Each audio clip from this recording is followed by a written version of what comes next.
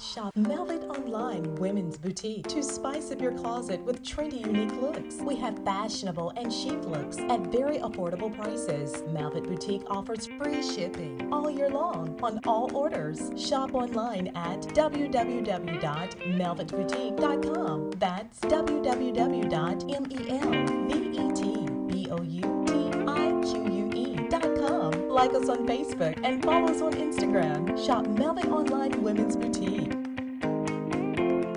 Charmin Ultra Soft has so much cushiony softness, it's hard for your family to remember they can use less. Sweet pillows of softness. This is soft. Holy Charmin. Oh, excuse me. Roll it back, everybody. Sorry. Charmin Ultra Soft is so cushiony soft, you'll want more. But it's so absorbent, you can use less, so it's always worth it. Now, what did we learn about using less? You gotta roll it back, everybody. We all go. Why not enjoy the go with Charmin? Q Time is a classic Atlanta soul food restaurant located in the historic West End. Q Time Soul Food is a family business started by Fred and Christine Crenshaw. Come on in, relax, and sink your chops into our tantalizing, mouth-watering, distinctive soul food with a twist, the Q Time way. 1120 Ralph David Abernathy Boulevard, or call your order in at 404-758-2881. Do you miss your mama's cooking? Then come on down to Q Time, an Urban Passport member. For 200 years, Montgomery, Alabama has been making history by people who had the courage to stand up for change. Today, this riverfront city has been reborn, embracing the past and looking forward to the future. From the National Memorial for Peace and Justice to the stage of the Alabama Shakespeare Festival, this is where history was and is made. We are proud to call Montgomery home, and together, we can be the change. Maureen is saving big holiday shopping at Amazon, so now she's free to become Maureen the Merrier. Food is her love language, and she really loves her grandson. Like really loves. Nope. Nope. Come on, him? Ooh, I like him.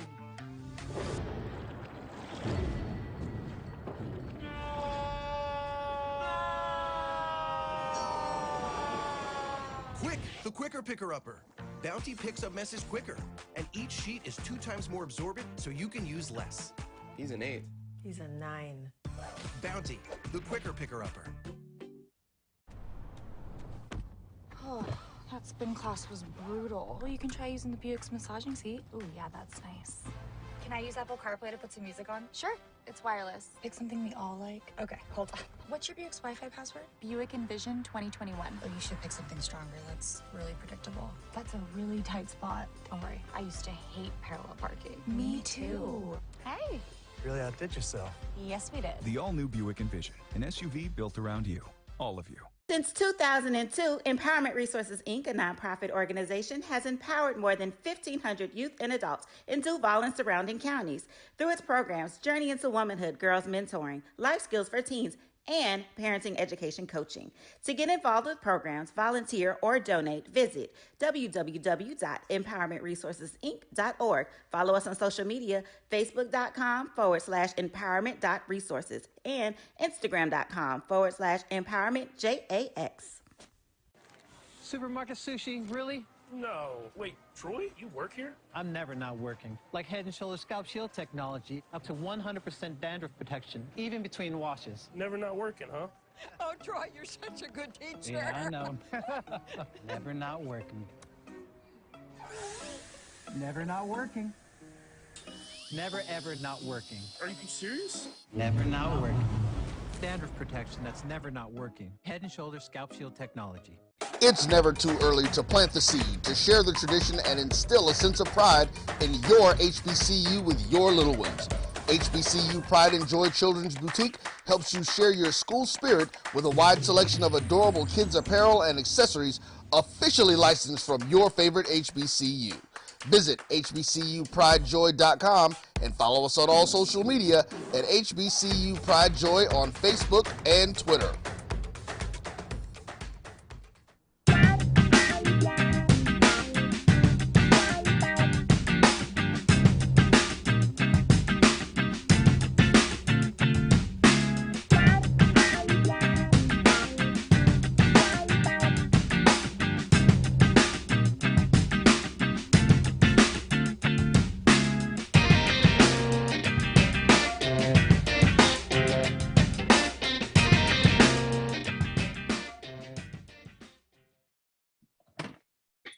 What's happening? What's happening? What's happening? What's the day? The day is the 2nd of February. Oh, it ain't. I'm sorry. It's the 2nd of March, 2022. What's going on, y'all?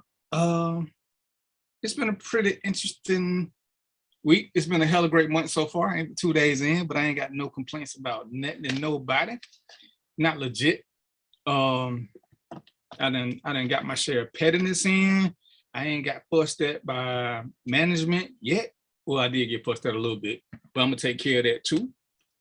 But we're gonna talk about some things. I got my host Trina.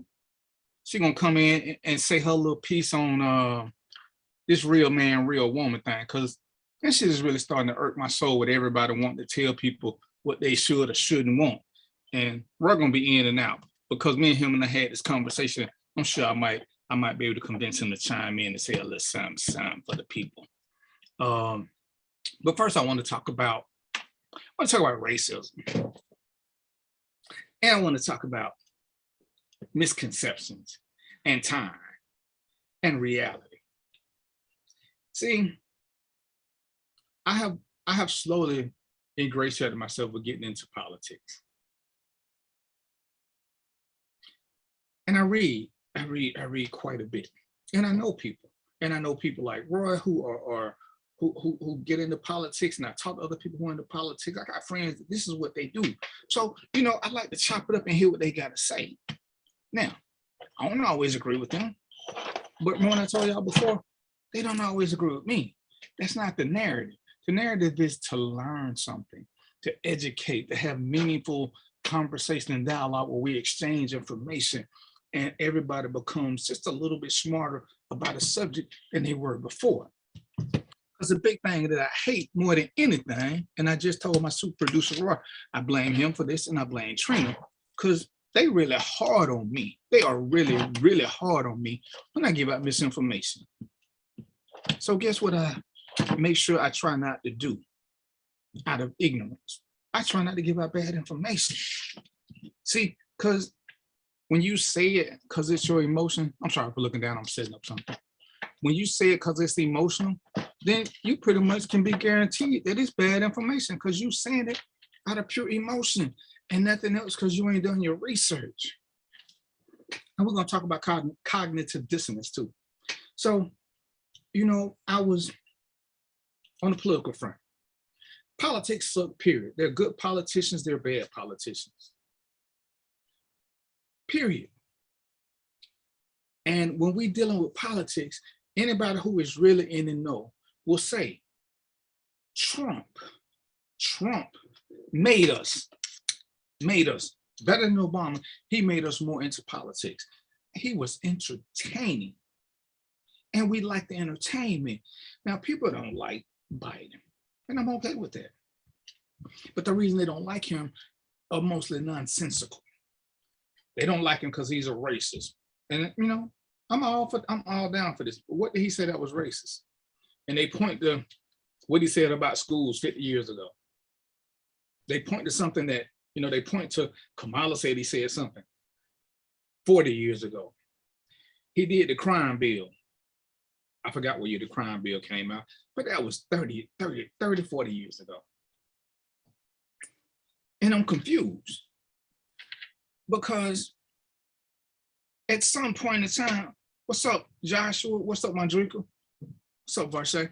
At some point in time, when you look into the history of all these things, he's changed some things, but people just want to hold on to it just to preach negativity without consequences, or without acting like everybody is different. He said lots of things 30 years ago. He did lots of things 40 years ago. But a racist, you don't have to like him. Because see, as a true person who's understanding and getting into politics, likability is not the biggest factor. It helps. But ain't nobody gonna do something that everybody appreciates. But to sit back and try to degrade what Biden is doing, but then you act like ain't that 45 playing on stupidity. Because every president, Obama, Reagan, all of them have done something wrong. But when you sit back and you start talking about who are racist, who ain't, give me something current, because we change as we grow older. What do we all say? Most of y'all who are my age or a little bit younger, if we had social media when we was kids, people know a lot of dumb stuff that we did. So we holding people accountable for things that's 30, 40 years old. Fellas, and I said this before, remember all the things we did, Mondrika? Remember all the little things we did, the girls in high school and middle school and elementary school? See, if this was now, we'd all be on the sexual registry because everybody's sensitive. Stop the madness. Let's pick up real things. He's messed up some things, but guess what? So did every other president. He ain't done some things, but guess what? So did every other president. But don't keep trying to use race as the base card when he has a woman vice president. He's a black woman as vice president. He's nominated a black woman for the Supreme Court. When nobody else has done this, these are not things that racists do. Oh, he just pandering to blacks, and that's y'all answer for everything. Why y'all think people got to pander to us? We got power. What we got power for? You know, y'all won't accept the advancement without giving it a crazy excuse to support your narrative, which is insanity. Y'all need to come to Random Thoughts with DVP too. Come to the right page, Warshay, Mondrika, Joshua.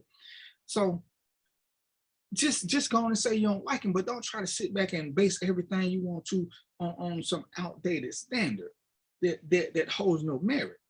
Especially, and I ain't got nothing against white people, but I hate when white people try to tell me about my black experience. That's just stupidity. I can't tell a woman about a woman experience because I ain't never, ever in my life been a woman. Ever. So that's something that I cannot speak on. And it would be insane for me too. You know what, Mondrigo? I'm gonna send you an invite. Let me forward this right quick. Somebody want to come on the show and talk about politics with, and I want to invite him. So Mondrigo, check your inbox and come on and join us. So we gotta, what's up, Mo? So we gotta understand how we're gonna do this and what we're gonna talk about. And as politics exist and they go back and forth, if you don't understand, you know, and I did the yellow pain video, so you can understand how politics work, because we love to get a politician, the POTUS. What's up, Morgan? The POTUS especially, and think that the way the POTUS runs is the way everything runs. I made a post saying the Electoral College only applies to the POTUS position. That's it. That is it. I'm sorry, and the B POTUS. That's it. And every time I bring up popular vote, all the Trumpkins, this is how I know they're coming. All the Trumpkins want to tell me about the Electoral College.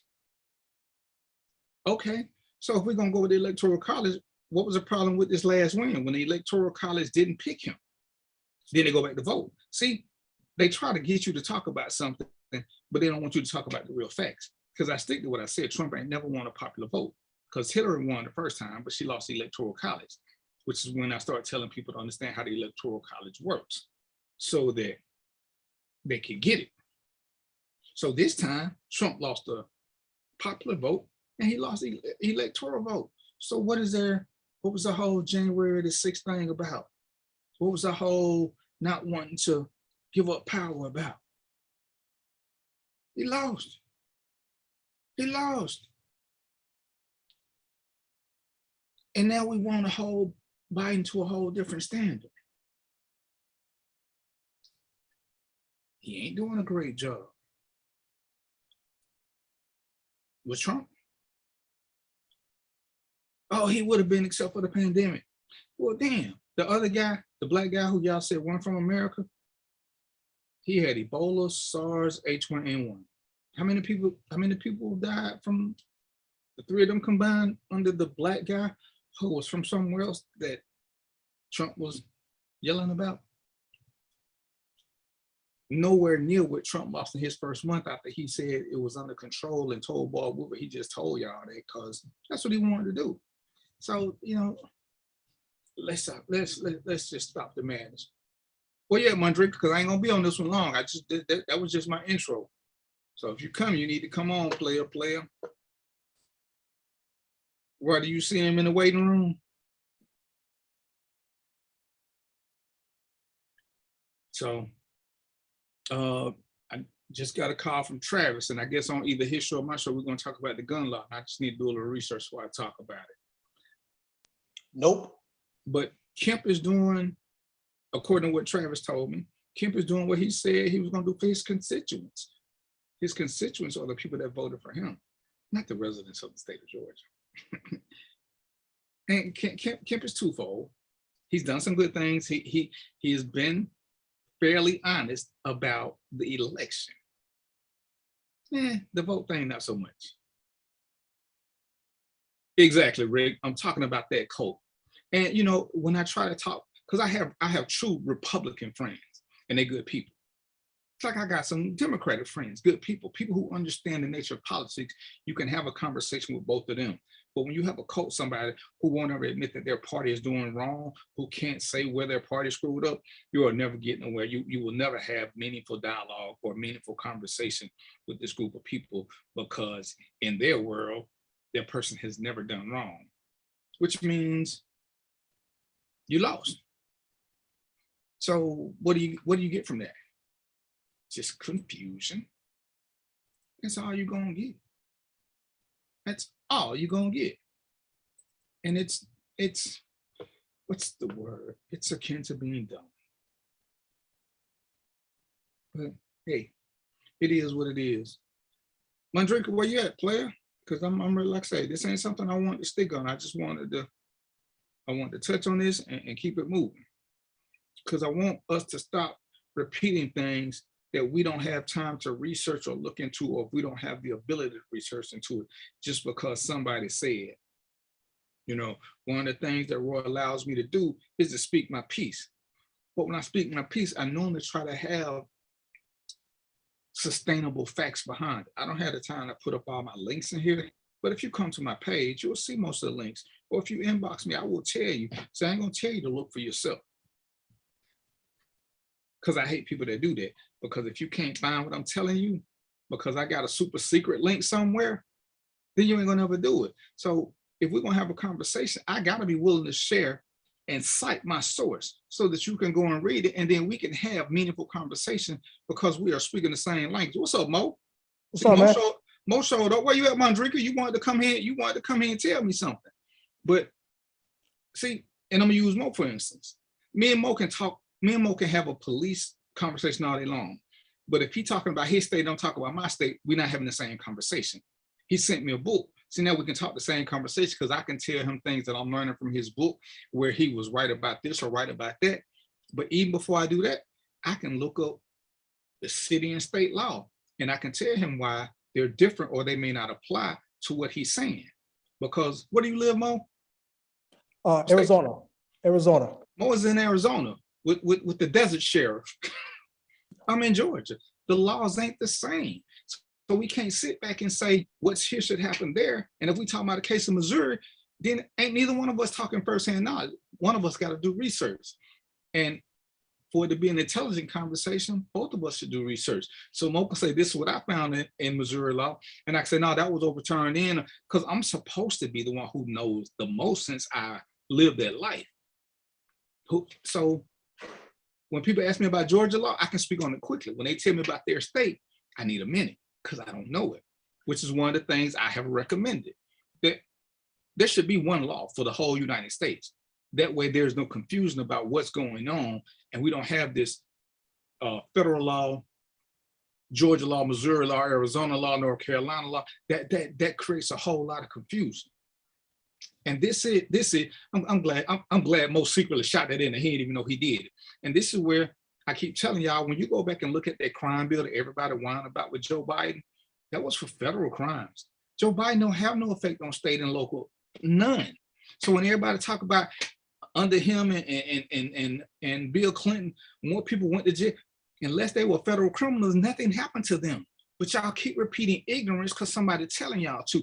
And most of the time, the ignorance ain't coming from Russian bots. It's coming from people who look like us, who are repeating something that have not done an ounce of research, and it's bogus. It's a lie. I'm gonna just give you this, so we're gonna move on to something else. I'm gonna see what Mo got because I'm always glad when he joined me. No, I just want to add this, man. Look at the statutory rape laws from state to state. That's all I want to add, man. I had to hit him. I had to hit him, man. I can't even go with that one. But for us black people, the feds, marijuana is still illegal. It's illegal at every level. But you see all these citizen states overturning it.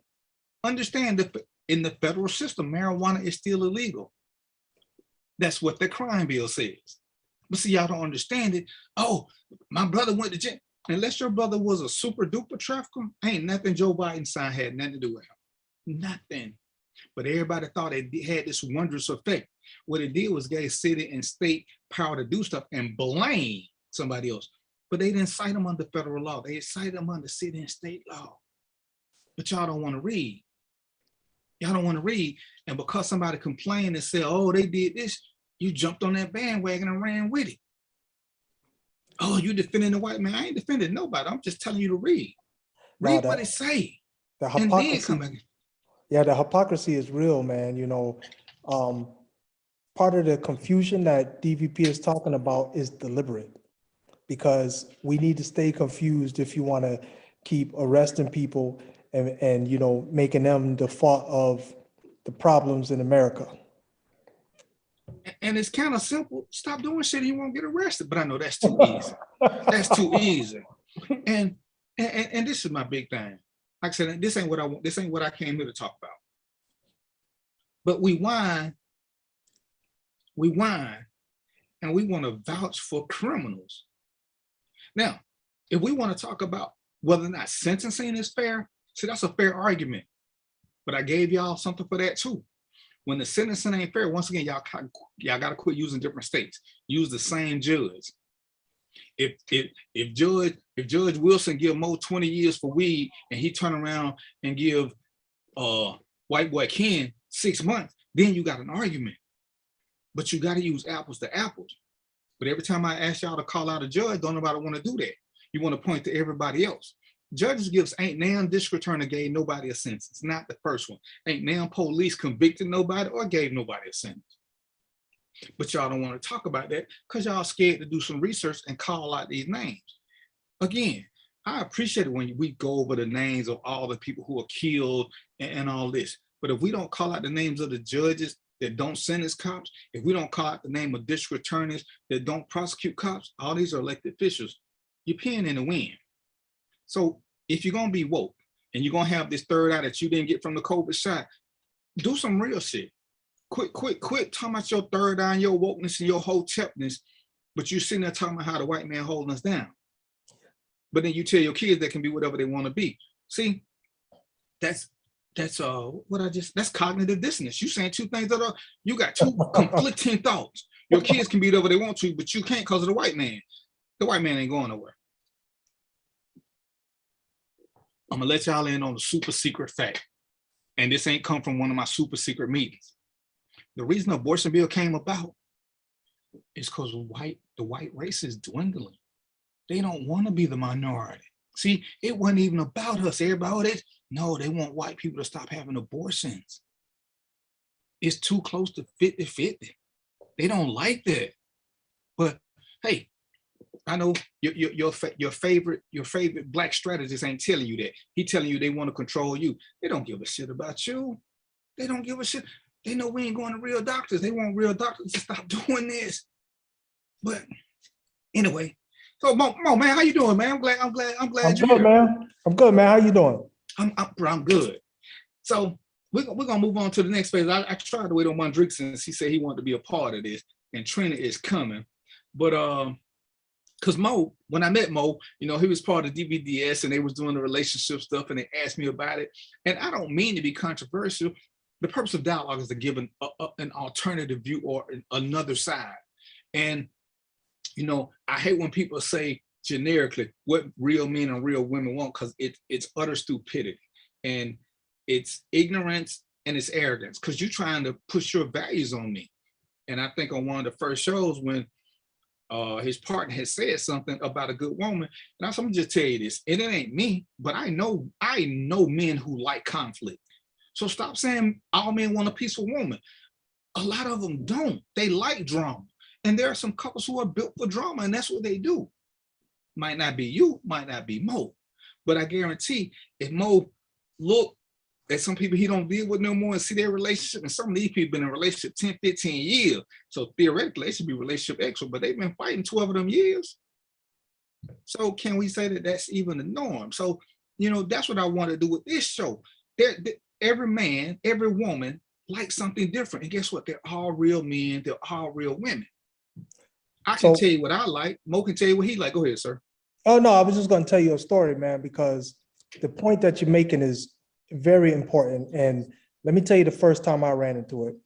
First time I ran into it, I was in a group of about 8 people, 4 men, 4 women, right? And one dude, he came in the middle of the circle and he said, listen, I heard something on the radio. And everybody's like, okay, what you hear? He said, they were talking about a guy who got with a new girl, and the girl wanted to keep the lingerie from the last relationship. And the guy was adamant, nope, you cannot keep that. You can't keep that lingerie, right? So we went around the circle and was like, okay, we want to hear what everybody got to say about this scenario. So they went, a couple of the girls was like, well, it's her stuff. She should be able to keep it, you know? Then they went to a couple of guys, you know, the guys was just like, nah, man, this is my girl, this is my new stuff. Nope, she got to get rid of it. And then they went to this real dorky white boy. I hate to say it, the white boy, man, it's dorky dude. And they said, Brian, said, Brian, what you think, Brian? And Brian stood there for a minute and just was thinking. And then when he finally spoke, he said, I don't give a damn about that lingerie. I got the woman. Why do I care about the lingerie? And everybody paused for a minute. And that was it, man. The conversation was over. So my point is this. That's why you got to have many different viewpoints, because somebody might have that diamond, that gem that's going to help you move forward, or just see things differently. That's all it takes, because you got to, you know, and I remember a post like that. And I had a friend who said, because her boyfriend did it to her. And just because she got agitated, she said, well, what you want me to do about this coochie? Because he been there too. I can't get a new one of them. Exactly. And it's like, you get so hung up on other stuff. And player, please understand, I get it. You can't have nothing with another man's name on it. But not everything. Because you know, when I sit down and I tell people, I say realistically, and Mo been married for 100 years, so I ain't gonna put him on the spot. But for those of us who are serial daters, dated more than women, do we change mattresses every time we date a woman? Do we go out and get new bed sheets? Ain't nobody got time for all that. That is sheer stupidity. That is sheer stupidity. But this was the conflict when I kept talking about how emotional men are. Oh, we logical. You can't be logical, bro. Most of the stuff you do is sensitive. You want her to get rid of clothing. What's that? You really think that a shirt gonna bring back a flood of memories? Dude, she just liked the shirt. She don't even know who she got it from. Or threaten your masculinity. But everything we do is based on our emotion, and they have to tiptoe around our egos because we can't handle certain things. Oh, but it's them. And I stick to what I said. Women cry more, but we are clearly more emotional sex because we don't use logic when it comes to critical thinking. We go straight to our feelings. Oh, if she cheat, I'm leaving. But if you cheat, she should stay because yours was just, and again, I'm gonna stick with this. Some of the women I cheated with were good women. So, and they just, you know, I understood, we had conversation. I understood what you don't think your woman can be that woman who you've been ignoring her this, she came back on you just like you lied when you said, oh, I came back on you, so I still love you. So why it don't work for her? But you get so caught up into what you think the man did, because in your mind, she did a whole porn scene thing. And I'm with you, bro. If your mind can't handle it, do what you do. But take better care of her. Take better care of See, her. I just want to add. Go ahead. I just want to add this, man. You know, a lot of people think cheating starts with the physical, but it doesn't. It starts with the mental. Okay, so before your woman even have a physical adventure or a man has a physical adventure, mentally, they've already cheated on you.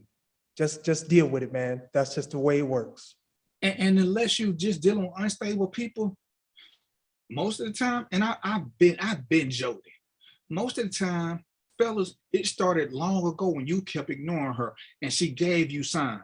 She kept telling you she did more. And this ain't no different than the kids show when Mo made the statement of the year. Presents, P-R-E-N-C-E over presents, P-R-E-S-E-N-T-S. Women want us to be there. They don't need all these gizmos and stuff. When they want to cry, they want to feel safe in a thunderstorm, they need us to be there. They don't want a weighted blanket. They don't want an alarm system. They want us to be there to hold them and make them feel comfortable. So when we ain't got time for this and we keep putting them off because you're trying to do this or trying to do what? If it ain't a team effort where she know that's what you're doing because this was something that she want to, they're going to start drifting. You ain't never got time to talk. Women like to talk. Even if your woman says she don't like to talk, I guarantee she do. And guess what, fellas? Most time we cheat is because at some point we realize we just need to have random conversation about stuff. But we don't trust our woman because she ain't gonna understand. And I'm gonna say it again. Then why is she your woman? See, if you think your woman gonna leave you for a man with more money, accept the fact that you either picked the Instagram hoe or you don't know your woman. But that's your fault because you picked her. Why would you pick a woman who you think gonna leave you for a man with more money? See, that's your insecurity, not hers. You think she gonna leave you because a man gave her a compliment, because a man bought her lunch. Well, I'm gonna give you a secret. Men, grown men, not real men, grown men do that all the time. Sometimes we just do good deeds just because we do good deeds. When I was growing up, back when I was single, my dad told me, it's one of the best things he ever told me. He said, young fellas, sometimes what I want you to do is I want you to do a good deed for a black woman and walk away. Just let her know that it's men out there who will do stuff and don't want nothing. I would do that routinely, you know, little stuff like if I'm at Wendy's and I see the girl behind me, I just pay for that meal and keep moving.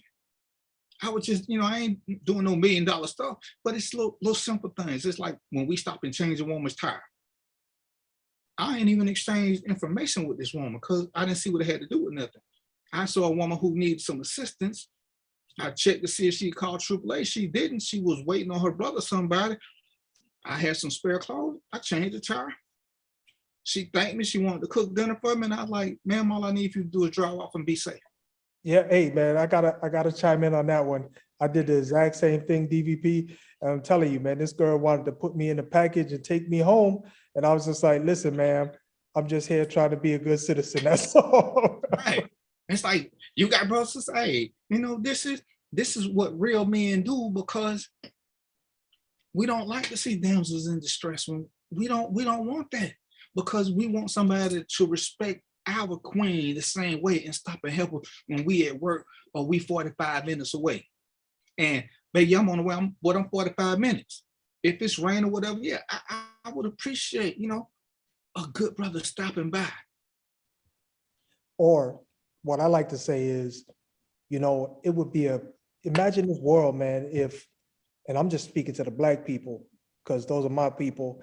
I'm just saying, imagine this world if everybody went on a campaign to try to make everybody else's life easier.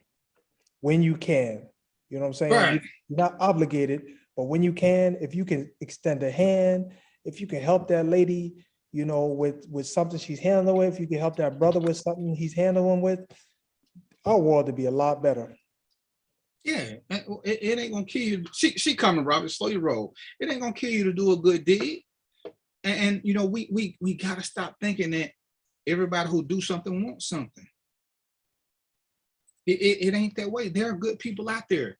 Some look like us, some don't, but good people are good people. But we can't keep letting our ego get in the way of a good relationship. And I want to add to what you just said, DVP. Go ahead. You know, he said we got to stop thinking that everybody who needs help wants something, right? So here's the thing, though. we do want something. When I'm gonna tell you, I'm gonna speak for me. I ain't gonna speak for everybody else, but I'm gonna speak for me. I do want something. And what I want is the satisfaction of knowing that when I was a child and I needed help and there was nobody there, that I could fill that gap for somebody else. It's kind of selfish, but that's part of the reason why I help people out, because I never want anybody to be in the position I was in with nobody there to help me out. And that's the truth. And that's a lot of what it is. And you know, that's why I hate when people start talking about this or that. And I, you know, a woman asked, she said, well, what this mean? I said, I'm gonna just tell you. I said, but you got to talk to your own man. I said, it sounds like he got trust issues within himself, because he can't be trusted to do a good deed without wanting something. Because, you know, and Trina coming, but it's like with the whole phone number thing. If Trina was to go out with her girls, and I don't care, because I think they need to do it, because we can't appreciate our woman enough because we get used to them. But if a dude try to give Trina her number, I want Trina to take the number, because these dudes are crazy nowadays. Her not taking the number to pacify my ego, and the dude turn out to be one of them dumb niggas who want to grab on her and ask, oh, you think you too good? Just take the number. It ain't worth all that. You can throw the number away later. But, oh, she better not take no number. What you gonna do? What you gonna do? And when the dude want to fight her, what you gonna do? What you gonna do? You ain't there. So it's like, but you getting so caught up on your fulfillment of your ego that you don't care about her safety no more. Now you're wondering why she drifting off, because you just told her, protect my ego, F you and your safety. And that makes no sense, because at some point, most of us, real men, grown men, whatever, we claim to be critical thinkers, yet most of the thinking we do is purely emotional and sensitive thinking. We don't make good decisions. And this is my thing. And I appreciate Mo, because Mo made me go this way. I don't know if he meant to or not. But I'm going to blame Mo. When you want to be the king or that real man or that dude that gets submitted to, you got to step your game up and earn it. See, if you're waiting for the woman to do something before you turn into a king, she run the relationship. See, you show her where you are and you leave. See, I done told y'all before, I stopped dating women who wouldn't let me open the car door. I'm not finna fuss about that. But see, I see now that you can't act like a queen. So guess what? I don't want you in my kingdom. I'm not finna make you, I'm not finna force you to let me open your door. So that's your thing. You need a guy who's different from me, because this is what I do. This is what my queen is gonna sit in that car until I come around and open that door. And she's gonna sit there and look pretty. And when I get out, she's gonna grab my hand. This is what, I don't need all that. I ain't even mad at you, sis. I ain't mad at you. Because now you become sis, you just got friends on. You ain't the woman for me. Exactly. Oh, is that important to you? But what y'all always say, it's the little things that count. If you can't do this little thing for the kingdom, then I know you ain't gonna be able to handle bigger shit. I know you ain't gonna be able to handle bigger shit. So find a dude that wants you to open your own door. And when we get into this, this is what we talk about most. You find somebody that likes what you do and you like what they do, not somebody else. See, I'm gonna use Mo again right quick. See, Mo got on the sweatshirt. Let's just say that's Mo, that's his daily gear. I got on the collar shirt, took my bow tie off. Well, see, if you don't want a man, and I'm just using this now, I ain't saying this is how we are, but if you don't want a man who dressed like this, because I hate when I'm talking, you don't like, you never have fun. You always got on suits all the time. Huh? You know what, Charlotte? Your mindset told me I don't want to be bothered with you, no way. But if you want a guy who always got on sweats, do your thing. I put you in a whole nother category anyway. and you know, but we got to find somebody that we like. Not look, you know, most of the time it seems like when I'm seeing these posts, and this is why I want you to chime in, you know. These guys want a woman who ain't in their league, you know, ain't nobody out my league, whatever. Everybody got somebody out their league, and there are people whose league we out of, so stop the madness. You know, everybody ain't for everybody. Sometimes, how long you been married, Mo?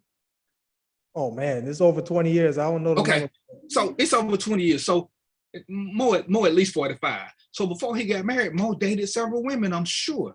Some of them were good women, but they weren't the right one for him. And that's what we got to accept sometimes. Everybody that we date, meet, sleep, kiss, ain't long-term for us. It's called, what do they call that shit? Life experiences. We act like we can't enjoy life experiences where we learn, we lose, we love. I'm sure Mo done had his heart broke. and he got over it.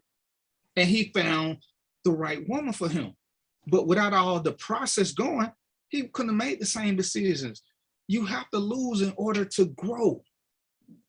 Remember, when you plant that seed, you throw dirt on it and it grows from that. We got to have that same, we keep wanting to win at everything, and we don't want to go through the trials and tribulations. Oh, I ain't got time for this, I ain't got time for that. How you trying to be better if you ain't got time for something? And you want a woman who you know ain't what you want, but you want a dog. Oh, see, you don't like a dude like this. Like what? You got money, maybe, but you're sensitive, claiming that you ain't. Hey man, so let me tell you this story, DVP, man, because this was a life lesson for me, and it just happened, man. You know, I met my lady, we were dating, and she didn't have time to cut off all her old stragglers. You know how there's some stragglers. Right. But you know, I'm not that dude. I don't, you know, if I'm dealing with you, I'm taking it at face value. You know, if you're doing stuff behind the scenes, I'm not even that don't even faze me. So I come in and I'm bringing in confidence, you know, the whole time. So we said, you know, we was at her house just chilling, and you know, the phone rang, and this dude. So dude, you know, I'm like, hello. And he started stuttering, man. He said, oh, my bad. I said, what's wrong, man? You okay? I said, you want to speak to Gina? He said, oh, okay, yeah, let me speak to her. So I put her on the phone, and they had their little conversation. And then when they got off the phone, she said, you know, she said, I'm sorry about that. You know, I didn't know he was gonna call here. And I said, listen, that don't faze me. I'm not worried about that. And at the time, I happened to have on, she let me borrow a pair of sweatpants, and they were his, right? So I told her, I said, listen, that don't faze me. He said, listen, I got that man's woman, and I got his sweatpants. See, you're a little on the ruthless side. but life is simple like that. When you get lemons, make lemonade. Stop saying what other dudes will and won't do. Mo speak his piece. I speak my piece. Roy speak his piece. I was a serial dater. I recommended that women be a serial dater. Let the cream rise to the top under no stress, because this is what I say. I don't got nothing to do with what nobody else do. When you only with one person, what decision are you making? It's either stay or go, but you don't have nothing to compare it with. And if you're frustrated, you don't have somebody else to go to see how they respond. And for me, it's a waste of time to keep trying to, I'm gonna give this for 6 months. Now, all y'all start off right here. As I see who I like more and more, I just start eliminating people. Yeah. That's what I do. I ain't gonna tell nobody else that's what they should do, because some people can't multitask. Some people can't. I'm reading 2 books. I'm listening to an audio book, and I'm writing some stuff down. I can do all that and keep them focused. Other people, they can't even watch 2 different shows. I gotta watch one comedy and see the whole season through because they can't mix. I ain't knocking you. You got to know who you are, but stop saying what other people need to do. And y'all know, I said, I thought I was gonna kick out the group because a guy made a little post about God, and I don't know nobody who's religious. Stop saying it, because to me, you're bullying. You're trying to low-key shame other people when you say, "Oh, don't no man want no woman who don't want God." And it's like, hey, say you don't. That is not the standard. Say that's what you prefer. You know, because I don't like you trying to throw shade. Because that's how I feel. You know, to me, it's no different than body shaming. Oh, all men want a woman with a big butt. No, all men don't. You do. You do. Stop saying that. You trying to shame these other smaller women. You doing to promote what I like. I don't have to shame nobody. Now, I talk trash about brothers without beards, but I talk trash to brothers I know. See, I'll talk trash to Mo because his beard is black. So yeah, Mo he already an enemy, because last time my beard was black, it's because I cut all the lights off. As soon as the lights come on, the black gone. I can't stand these brothers who still got black in their beard. It just agitates me. My son said, "Dad, how you know your face clean when you put soap on it?" Listen, go to your room. You on punishment. Don't do that. So, but you know, this is people I know who, when I can play with them and they not gonna get offended. But when people start saying, oh yeah, you know, a man want a woman with meat on the bone. Don't no man want, men ain't dogs. Hey, player, I like women who are close to skinny. See, I'm 175 pounds. I don't want to have to put on a back brace and bend my knees to pick a woman up. So yeah, I like them small because I need to do that. My brother, he like them big. See, we can hang out together. We ain't looking for the same thing, so we can be watchdogs for each other. But don't sit back and say what a man don't like. Say what you don't like. So when you fishing for whatever, you say, hey, this is what I prefer. But don't sit back and act like you speak for the whole race or the whole sex. And whenever Trina get here, when you want to know what men do, ask women. When you want to know what women do, ask men. Because when me and Mo sitting around, Mo gonna tell me he don't beg, he don't pay, he don't do this, he don't do that. But when I talk to Gina, Gina be like, oh yeah, I seen him crying when he thought I was gonna leave. See, Trina gonna tell Mo gonna give me the edited version because Mo don't want me to judge it. But that's what most people do. You know, it take a minute to catch people where they're cool enough and secure enough to be honest with their vulnerabilities. And those are people who I seek out. That way we can have a real conversation and I ain't got to keep trying to filter. And look, that what you just said, I got to cut you off, man, because that's the most beautiful thing about just life in general. When you are comfortable in your own skin and you're able to be who you want to be, not somebody who was developed by other folks. Because a lot of us been developed by other folks. You want to admit it or not, but they influence you to be who you are. And when you come with that, you're not even being true to yourself. But and remember, I told you this before. A lot of people can't be true to themselves because they've been comedians for so long, they don't know who they are because they're always trying to please everybody else. So when people say be you, they don't know who they are. But you know, I ain't gonna sit here and tell you I ain't never cried about Trina. When we had big fights and we was talking about breaking up, oh yeah, I was a sad brother. Oh yeah, it tears flowing. I'm calling people. They hearing me cry. You can hear the snot coming out because I'm sniffling. I ain't got no allergies. I'm okay with saying that. But I ain't never cried over no woman. and I'm cool with that. That just tells me that you really, in my mind, because I'm sure there are always unicorns, you ain't never truly been in love, player. Because until you get with that woman that I can live without Trina. Please believe Trina can live without me.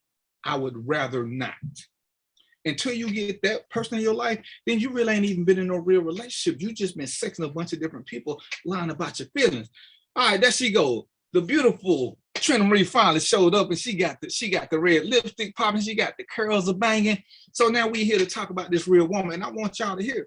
And see, because we done had this conversation, Mo, you ain't never been here. One of the things that got me and Trina Marie to this point is that we could have uncomfortable and unconventional conversations. When we were dating, and she lived in New York, I knew when she was going out on dates, she knew when I was going out on dates. And that was one of the things that I knew I wanted a woman who was comfortable enough to be honest about what was going on. Because if I can trust you at that point, everything else should be pretty easy. So when we talk about this real woman, oh man, ain't no man gonna let his woman go out with another man. Why not? Winners win. Mm-hmm. She up in New York doing her thing. I'm in Georgia. How I'm gonna stop her from going out, first of all? Why would I even try?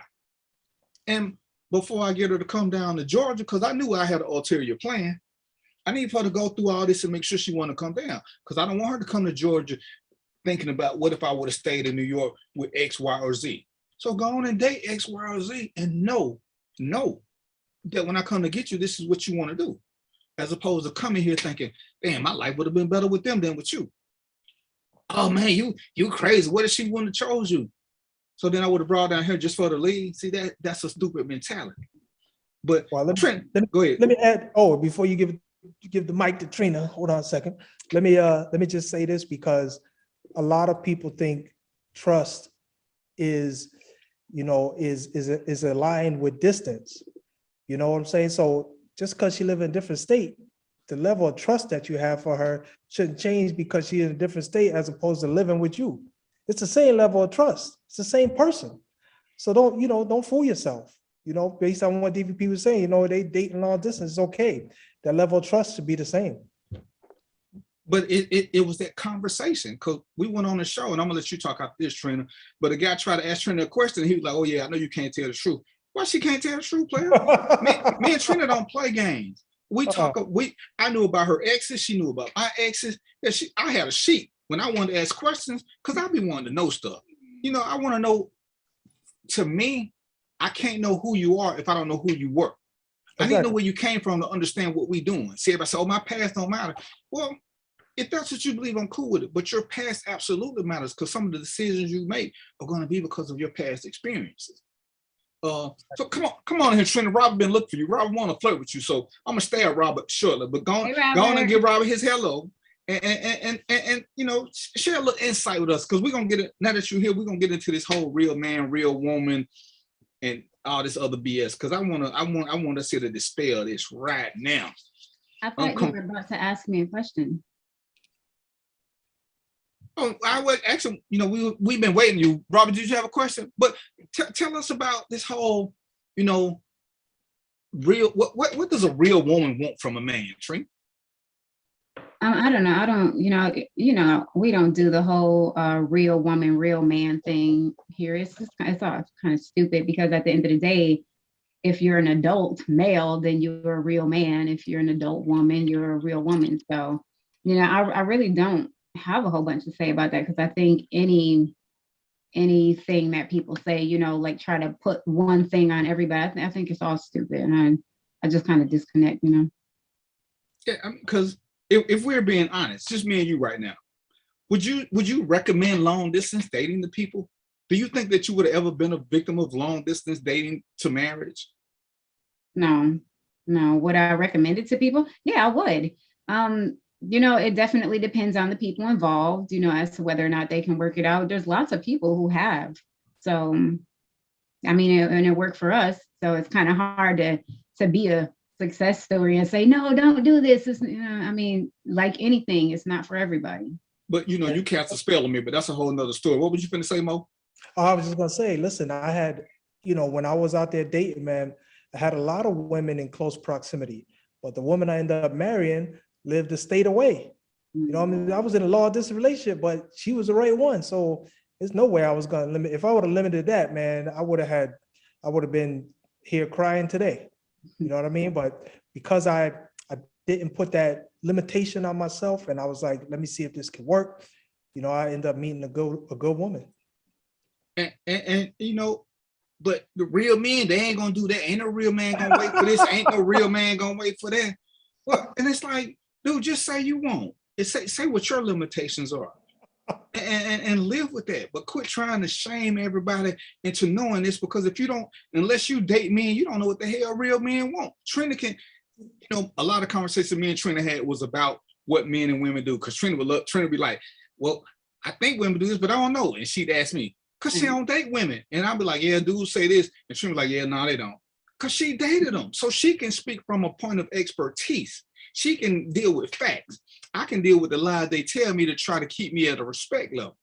They ain't gonna tell me about them times they was hiding in the bushes. They ain't gonna tell me all these damn stalkers I look for was dudes. I think in 6 years, I had 4 female stalkers. 99.72% of them were men. I thought y'all didn't do this kind of stuff. I thought y'all didn't do this. I thought y'all was cool with letting her go. But they tell you this, and we talk about, oh, women say they ain't gonna never do this. They lying. They lying. Oh, they do a lot of this. Oh, women with respect don't have sex on the first date. Ain't real man gonna get with no woman who has sex on the first date. I know 5 couples who've been married over 20 years who had sex on the first date. Well, 6 if I count. 6 if I count Trina's bamboozling me and taking advantage of me. She got me drunk off power.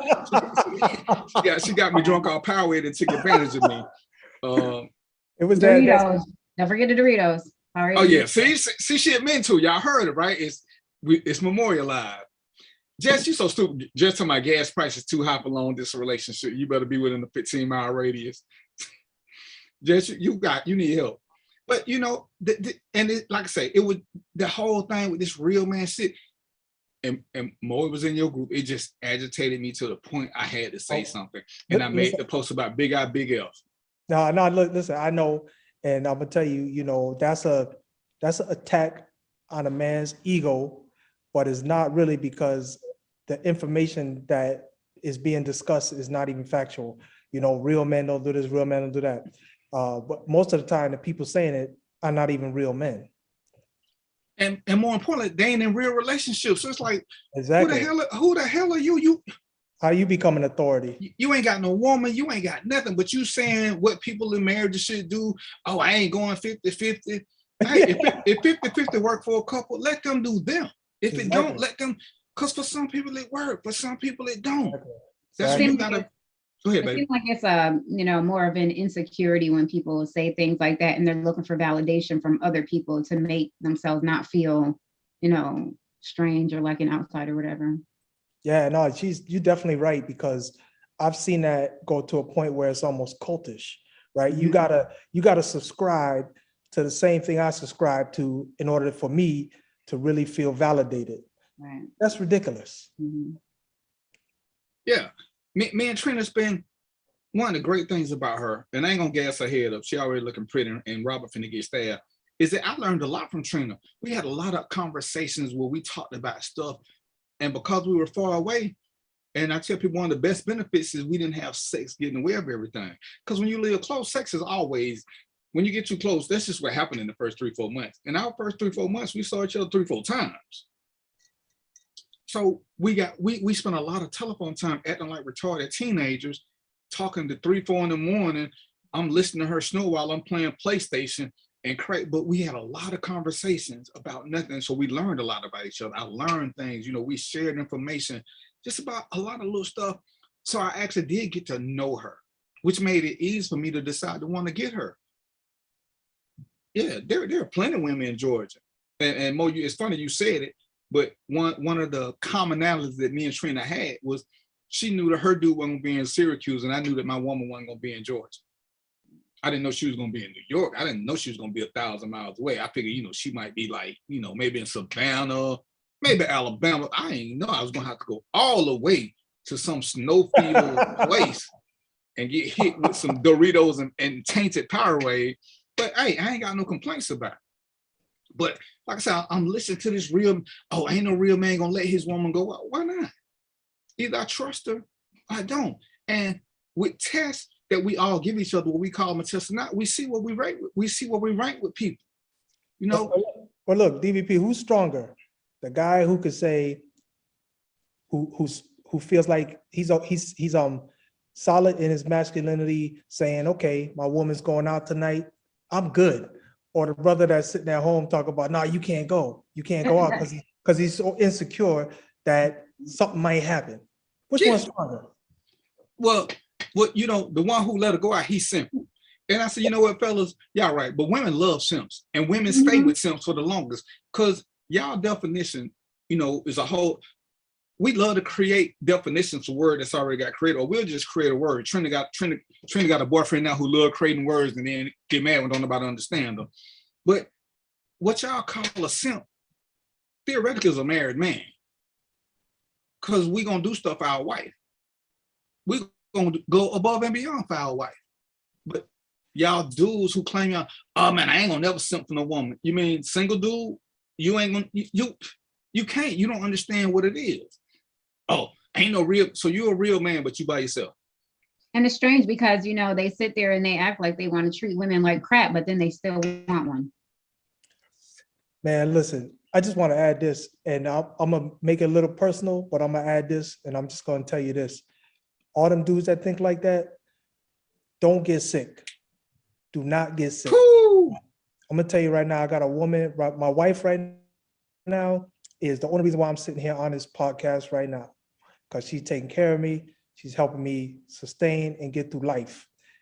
That's what real women do. When you start talking that real women bullshit, that's what real women do. Don't give me this, you know, real men don't do this, real women don't do this. But when you get old and you got needs, or she got needs, and you're there beside her, that's when a relationship really, you know, brings its value. And I'm gonna correct the word you said. See, that's what a real partner does, whether it's the man or the woman. That's what a real partner gonna do. Because at some point, men, you ain't the strongest one in a relationship. At some point, I don't care what type of relationship y'all got, she's gonna be the strong one because you sick, because something happened. And for some of us, me, Mo, we need a woman who can step in and take over. And we ain't gotta sit there on our and be sick and hope she can do it the right way. See, we want her to have that versatility to take over, and we ain't gonna be threatened by it. We're gonna do what she say when she make us go to bed and put that cover over us and be trying to rub that damn Vicks vapor rub or whatever. We ain't gonna like it, but you know what we're gonna do? We're gonna cuss up on our breath like we did when mama did it, but we're gonna sit there and be quiet, and we're gonna appreciate that whole baby treatment. You know, Trina making me drink some old tea that I didn't like, but I seen her sitting there watching me. Oh, I can't sip this tea, huh? You're gonna make me drink it all. But I know well, her heart is. She's trying to take care of me to make sure I get better so she can torment me. I can appreciate that. But these dudes talking about, oh, I don't, what the one dude say? You can't be in a relationship and be independent. Dude, two things can be true at the same time. I don't know nobody in a relationship who gives up their independence. And these dudes got such skewed values of relationships, love, and how shit's supposed to work. How can Russell be simping with Sierra? That's his wife. That's his wife. JC simping with Beyonce. That's his wife. If you're gonna spoil somebody, Trina, let me ask you, because you're the only married woman on the panel. What man is supposed to spoil you? Say that again. What man did what? What man is supposed to spoil you? My man. Yeah, it wouldn't matter to me if he's my husband or my boyfriend, but definitely my husband, you know. So I'm just trying to figure out why dudes think spoiling your woman is simping. That's how you get to keep, and you can let her go do stuff because you ain't worried about it. You gotta get one of them on the show. Ask them. Oh, they ain't gonna come because you know they. What's happening, HG Mason? And that's the crazy thing about it. Oh, and dude told me one time. He said, "Man, your woman look good. You let her go out by herself." Yeah.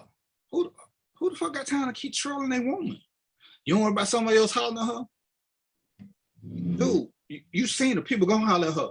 Do I trust her to let, if I think she gonna leave every man to holler at her, then that's on my dumb ass for picking her. Again, why pick an Instagram hoe? If you know she Instagram hoe, you gotta blame yourself for picking her. But she pretty, she know it. Go ahead.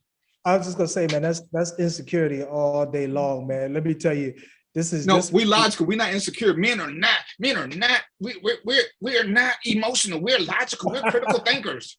That's insecurity. You call it whatever you want, but I'll tell you this, like all couples got their own little love language, right? But for me and my wife, man, I love when she go out, because as soon as she comes to the door, I'll be like, how many times you get hit on?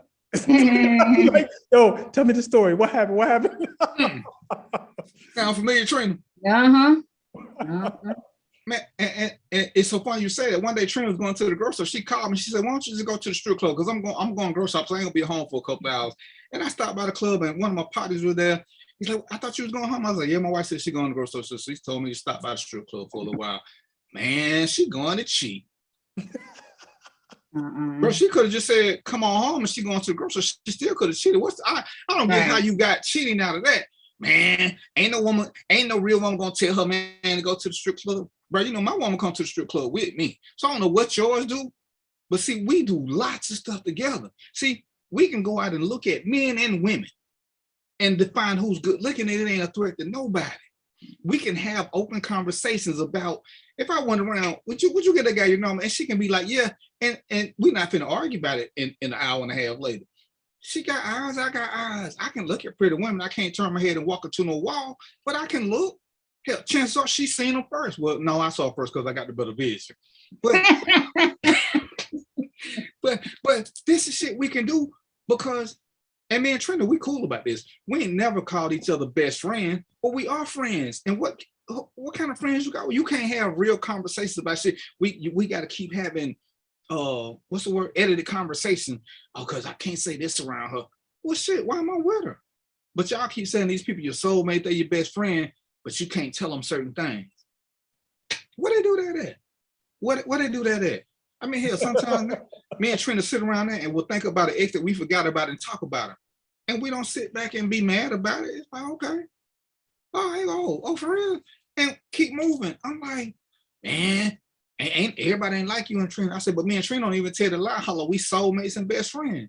I said, we cool as hell, but Trina know that I tell, I got a timeline for best friends. We gotta risk going to jail and do some other shit together. Just because we had great sex and we went on a couple dates, for me, that don't make nobody a best friend. But, and I don't think you got to marry your best friend, because your best friends, 10, 20, 30 years, your wife, 5, 6 years, how she jump up all them levels? Does she know about them times you cut class? Does she know about the stuff you stole from 7-Eleven? And you ain't gonna tell her. So how's she your best friend? How's she your best friend? I mean, Trina told me shit, and Trina told me something one time, and she said, you might feel different. I said, well, I'm gonna call you and let you know when I feel different. And I think I text for like 3 weeks and like I'm still feeling the same. You know what I'm saying? But it's like, babe, I'm already there with you. There's nothing that you can tell me that's gonna change unless you tell me that you used to be a dude. Now for that, the rules change. If you tell me you used to be a man, I'm dropping all my shit. Because we finna fight now. Somebody going in the hospital. But other than that, I already know who I'm in love with. You come in here, you know what I'm saying? If you rob a bank before you come down here, hell, I got a plan for us to go on a run to. Whatever. We're there. I've made this decision that you coming. But it's like, but how these people calling their best friends, these real men, these real women, real men, real women, look at the birth certificate. Let's hear what they really are. And you got to do it quick, because I think 7 states. They're changing them now. Yeah, and crazily enough, from my observations, I've only seen women use that. He's my best friend. He's my best friend, but he lies to me and he won't stop cheating on me and blah blah blah. It's like, what kind of best friend is that? But I've never heard a guy say she's my best friend. And who knows? Maybe I've seen one or two throughout my adulthood, but it's mostly a woman thing. I don't know what that is. Yeah, well, I mean, and most of the ones claiming, and to me, it's a level of insecurity, because you're not secure in your whole page. You want to keep giving everybody a title. And Omega, who ain't here, Omega had made a post and said, fellas, would you rather your woman have her whole phase in her 20s and 30s before y'all get together, or would you rather wait till y'all get married and she have it while she with you and y'all having fights? Get all that shit out your system. Don't be old and regretting shit and then think you gotta, have a stellar moment.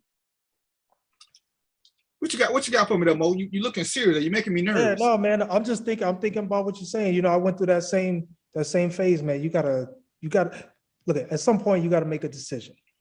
Do you really want a wife? You gotta ask yourself that. If you're mad, do you really want a wife? Do you really want a husband? Because with that answer comes obligations. Yeah. And if you ain't ready, you need to really face that and understand that, because there's certain ways you got to move, certain things you got to do if the answer is yes. Simple as that. And Mo, you've been married over 20 years. I ain't met nobody who was married. Me and Trina been married. How long have we been married, Trina? I know we just had our 5-year together anniversary, but we've been married, what, 1.5 years now? Yeah. I don't know nobody who has been happily married. They can't tell you, even after marriage, they didn't have the thought of leaving or still have big arguments. So when I see people with this microwave thing, so so-and-so pissed me off, F him, F her, I'm gonna get somebody else. That shit don't never stop. I'm sorry, DVP, man. Let me clarify something. That, I think I'm gonna be straight with it. Happily married is bullshit. Okay. Mm-hmm. What it is that y'all make compromises and you accept each other for who you are, and you get through, and you're able to be together and live life together. But there's gonna be problems, man. I don't care who you are. There's gonna be problems. Y'all got to figure out how to deal with them. As simple as this. Everybody thinking dandelions and you in the field and you blowing dandelions and shit. Oh, it's all beautiful. No, man, come on, man. There's problems, there's issues, but when you with the right person is when y'all can get through those together. Right. Right. And eventually you get to a state where, like, like the turbulence isn't so rough. Like it comes to a state of harmony. Even with the, you know, the little rifts here and there, it still gets mellowed out, and y'all can still live together in a harmonious relationship. So. But you learn the risks ain't about tearing you down. That's about making you be better. And to me, that's what I see a lot of guys don't want to do. They don't want to step up to the plate. You want this submissive woman. You want this woman to be all these things, but you want to still be equal with her or below her. But because you got what's the male hormone? Because you got testosterone or nuts, you think that automatically grants you something. But you don't want to earn this. That's the test, fellas. Earn this. Once you earn it, and it's crazy, and Trina can attest to this, we can go places together and women will still submit to me because they see how I am. It ain't got nothing to do with being my woman. Once you step up and act like a man, women look for us to act like men so that they can become women, so that they can be soft and feminine. You can't make them do it. Once you do what you're supposed to do, they just fall in line. They don't try. When we go out and I'm holding the door and I'm doing my thing, you don't see none of the women try to put their hand on the door. You don't see none of them do it because they see what's going on. They just fall in line and do what for real women are supposed to do. They smile at me and they say thank you. They don't be like, oh, I better not do nothing because they won't. Whatever. I just threatened one. Do. I only threatened one. You be telling them, if they touch the door, you gonna smack their hands. You be threatening them women. It's only you. But they get that. So, but you know, fellas want to sit there. Oh, why she can't open the door for me? Well, damn, for real. And Trina made a statement. I'm gonna put on the spot and let her control this for a minute. But Trina had said something, and when she said, I started paying attention. And more, I want your input on this because I'm gonna let Trina explain the theory. She said, I think these men jealous of women. They want to be women and get the person they get. And I start looking at shit. I'm like, damn. I think a lot of these dudes are feminine. They mad because they don't get free drinks. They mad because ain't nobody doing this for them and that for them. But Trina, tell us a little bit more about that theory. I mean, you pretty much said it. It's just, you know, like I said, from my observations, I would see guys like the one example you just gave where, you know, a guy talking about if she opened the door for me to not like, so y'all really upset that we get treated with like kindness and I don't know what chivalry or whatever. I don't know, but it's like they want the same thing. Some of them, you know, definitely not all of them, but these guys is having issues with their masculinity, should I say? I'm so tired of this masculine feminine thing. I don't even like saying the word no more, but it's like they having issues internally and they taking it. I don't know if they're taking it out on us, but they're mad at us. Like they're mad at us because we get treated good. We have been getting treated good. And I guess they feel like they get the shit end of the stick. I don't know. And I think that's what they want. I think they want to be on the other end of the stick because they and I know you're supposed to say this, but I'll be all right. I think their underwear is moist because they want to be treated like women. And you know, we ain't supposed to say this, but me and Mo, I ain't finna change nothing. And, you know, I used to tell Trina, there's a fine line between being a gentleman and being controlling. You have to know who you with and where it is. Yeah, I used to tell Trina to let me know where she was when she was driving at night. Not so I could follow her, but to make sure she was safe. So if something happened, I knew how to find her. When she was when the accident hit, I could tell her how to get home because now I can see where she is. She ain't got to try to explain. I got a map like she got a map. So she ain't got to be looking here and looking there. Go here, go do it. So yeah, but I'm sure there's some people who do it for controlling reasons. Ladies, gentlemen, that's up for you to know why the person is doing it. Are they doing it out of the goodness of their heart, or are they doing it because they care about your well-being? You know, like I said, before you got here, Trina, me and Mo was talking about you and some girls going out to the club and a dude give you his number. I expect you to take the number because dudes is crazy. My ego is not going to be hurt by you taking some dude's number versus you saying, no, thank you, I'm married, and he want to beat you because I can't get to you. And I see these, oh, she better not take another mother. What you gonna do when he slap her? What you gonna do when she don't come home? Because she didn't take the number and one of you simp dudes who can't take no for an answer, start doing stuff. I don't get that. So yeah, she better take the number. It's safer for her to take the number. And you know, of course, we don't always have to take the number. You read the guy, you right. You know, you read his energy, you feel his vibe, and you know, see what he giving off, and you know, you just got to be smart about how to weasel your way out of it. Yeah, but I'm talking about the guys who like, oh, she better not do this. she got to make a call right there on the scene. She know what she working with. She know whether he look like he that type or not. And oh, she better not. If she do this, oh, that's disrespectful. Dude, everything she do is disrespectful. If she go out the house looking pretty, that's disrespectful. Why you dress like that? Oh, so another man can look at you? Dude, your insecurity level is on like 300. No, I ain't insecure. I'm a man. I'm gonna do this. You right, player. You a man.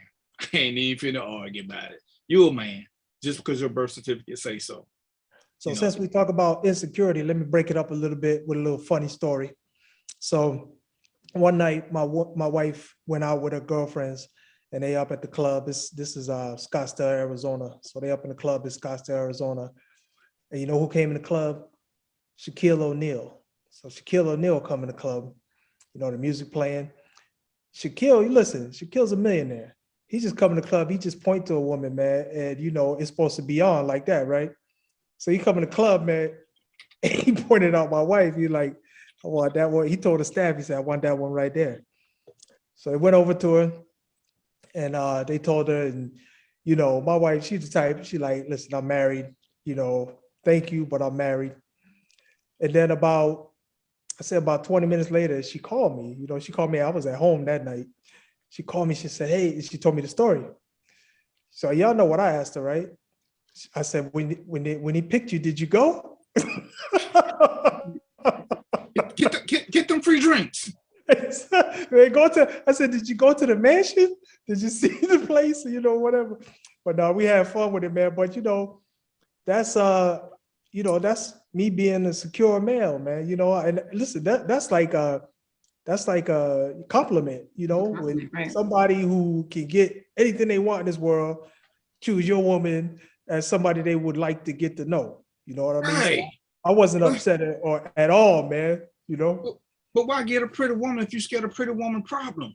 Go on and get you a 3-legged midget and be happy. Ain't nobody gonna bother her. It's like, man, I was talking to one of my friends, dude. Yeah, when Trina go out and when all this, I want her to go out because Trina know I like hearing the stories. Too. We went to Dollar General when you got ain't that what the old white man was trying to take it from me, Trina? Old man on the cane, but Trina walked by. Man, he walked like Tim Conway on Carol Burnett. He couldn't turn quick enough. He just that to me that was I just stayed back and watched because it was funny to me. I didn't feel the need to go up and grab her hand. I didn't feel the need to go up and put my hand on her butt. That's insecurity. When you go on and look, cause I know where she going. I know who she with. But I'm enjoying this whole little shit show. Like, man, I'm like, go on and smile at it. Hell, you know what you got. I'm secure. Exactly.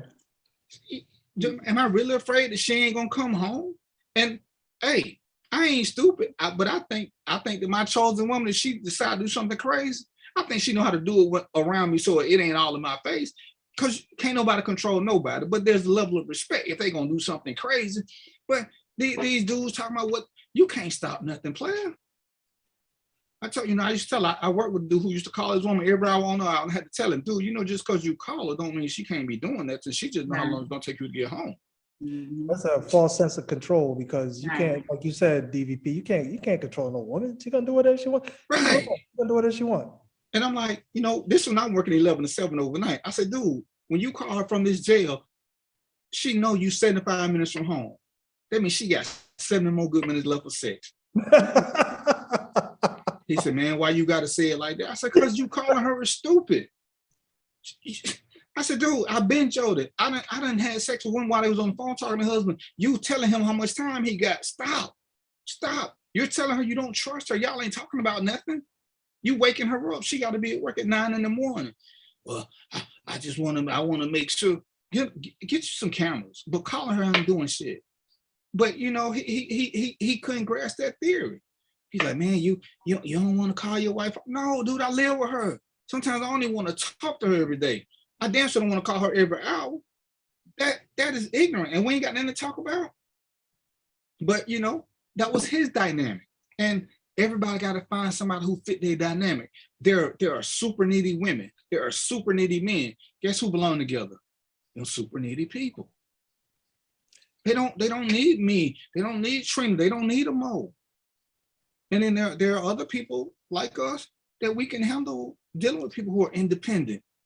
And I guarantee we probably all tried the other person and they had their little benefits, but their lack of independence was a total drag. You try to put up with it, you hope they're gonna change, but when you see them lean on you because they ain't gonna never be independent, for a lot of people, that's a turn off. For another group who wanna wear that cape all the time, it's a turn on. You gotta find somebody who do what you want, who fits what you're looking for with the preferences and priorities. If Trina couldn't take over shit, I don't care how pretty she is, I wouldn't have been able to deal with it. If Trina couldn't put up with my sarcasm, I wouldn't have been able to deal with it. If Trina wouldn't have been able Stop saying my name. This is driving me crazy. Okay. If Trina can't handle me saying her name. Right. Okay, that woman on the screen, there's certain things that she did that, hey, and we've all been through it because we've been through various stages where we liked something at that time, but was it a keeper or was it just a learning phase and we progressed through it? You know, I had a religious phase. I never wanted to marry nobody who was over religious. I ain't going to church every Sunday. I married a Christian woman. Turned out to be one of the worst decisions I've made on a fake Christian ass. But, you know, so when I see this about Christians and, you know, the woman whose name I can't call, when I see some people talking about, you know, people don't like small women, yeah, I'm a little bit more defensive, but I'm defensive when you just start trying to shame people to take a dig at what you don't like and you try to make it everybody. Oh, ain't no man gonna like, just say you don't play her, but she ain't after you. You know, dude's telling Trina how long she gonna be single. To me, that's just funny shit. One dude had to go to her page because Trina like, I'm married anyway. Oh, but now it's about me. Oh, but he old or he ain't this. But player, your whole argument started about she was never gonna get a man. She got a man. Do you have a man? Because it looked like that's what your argument is, to go back to what Trina was saying. These dudes want to be women. And you know, and like I said, it's just pure insanity to me. Oh, you know. Trina, tell her, oh. Tell her, I'm sorry, I ain't supposed to say your name. Damn, we got to get her another name. Okay, Mo, when I point to you, you say her name. How in the hell I can't say, can I call you wife? Sure. Damn. I forgot what I want to say. Mo, go on and host the show for a minute while I contemplate on some shit. No, man, it's just, listen,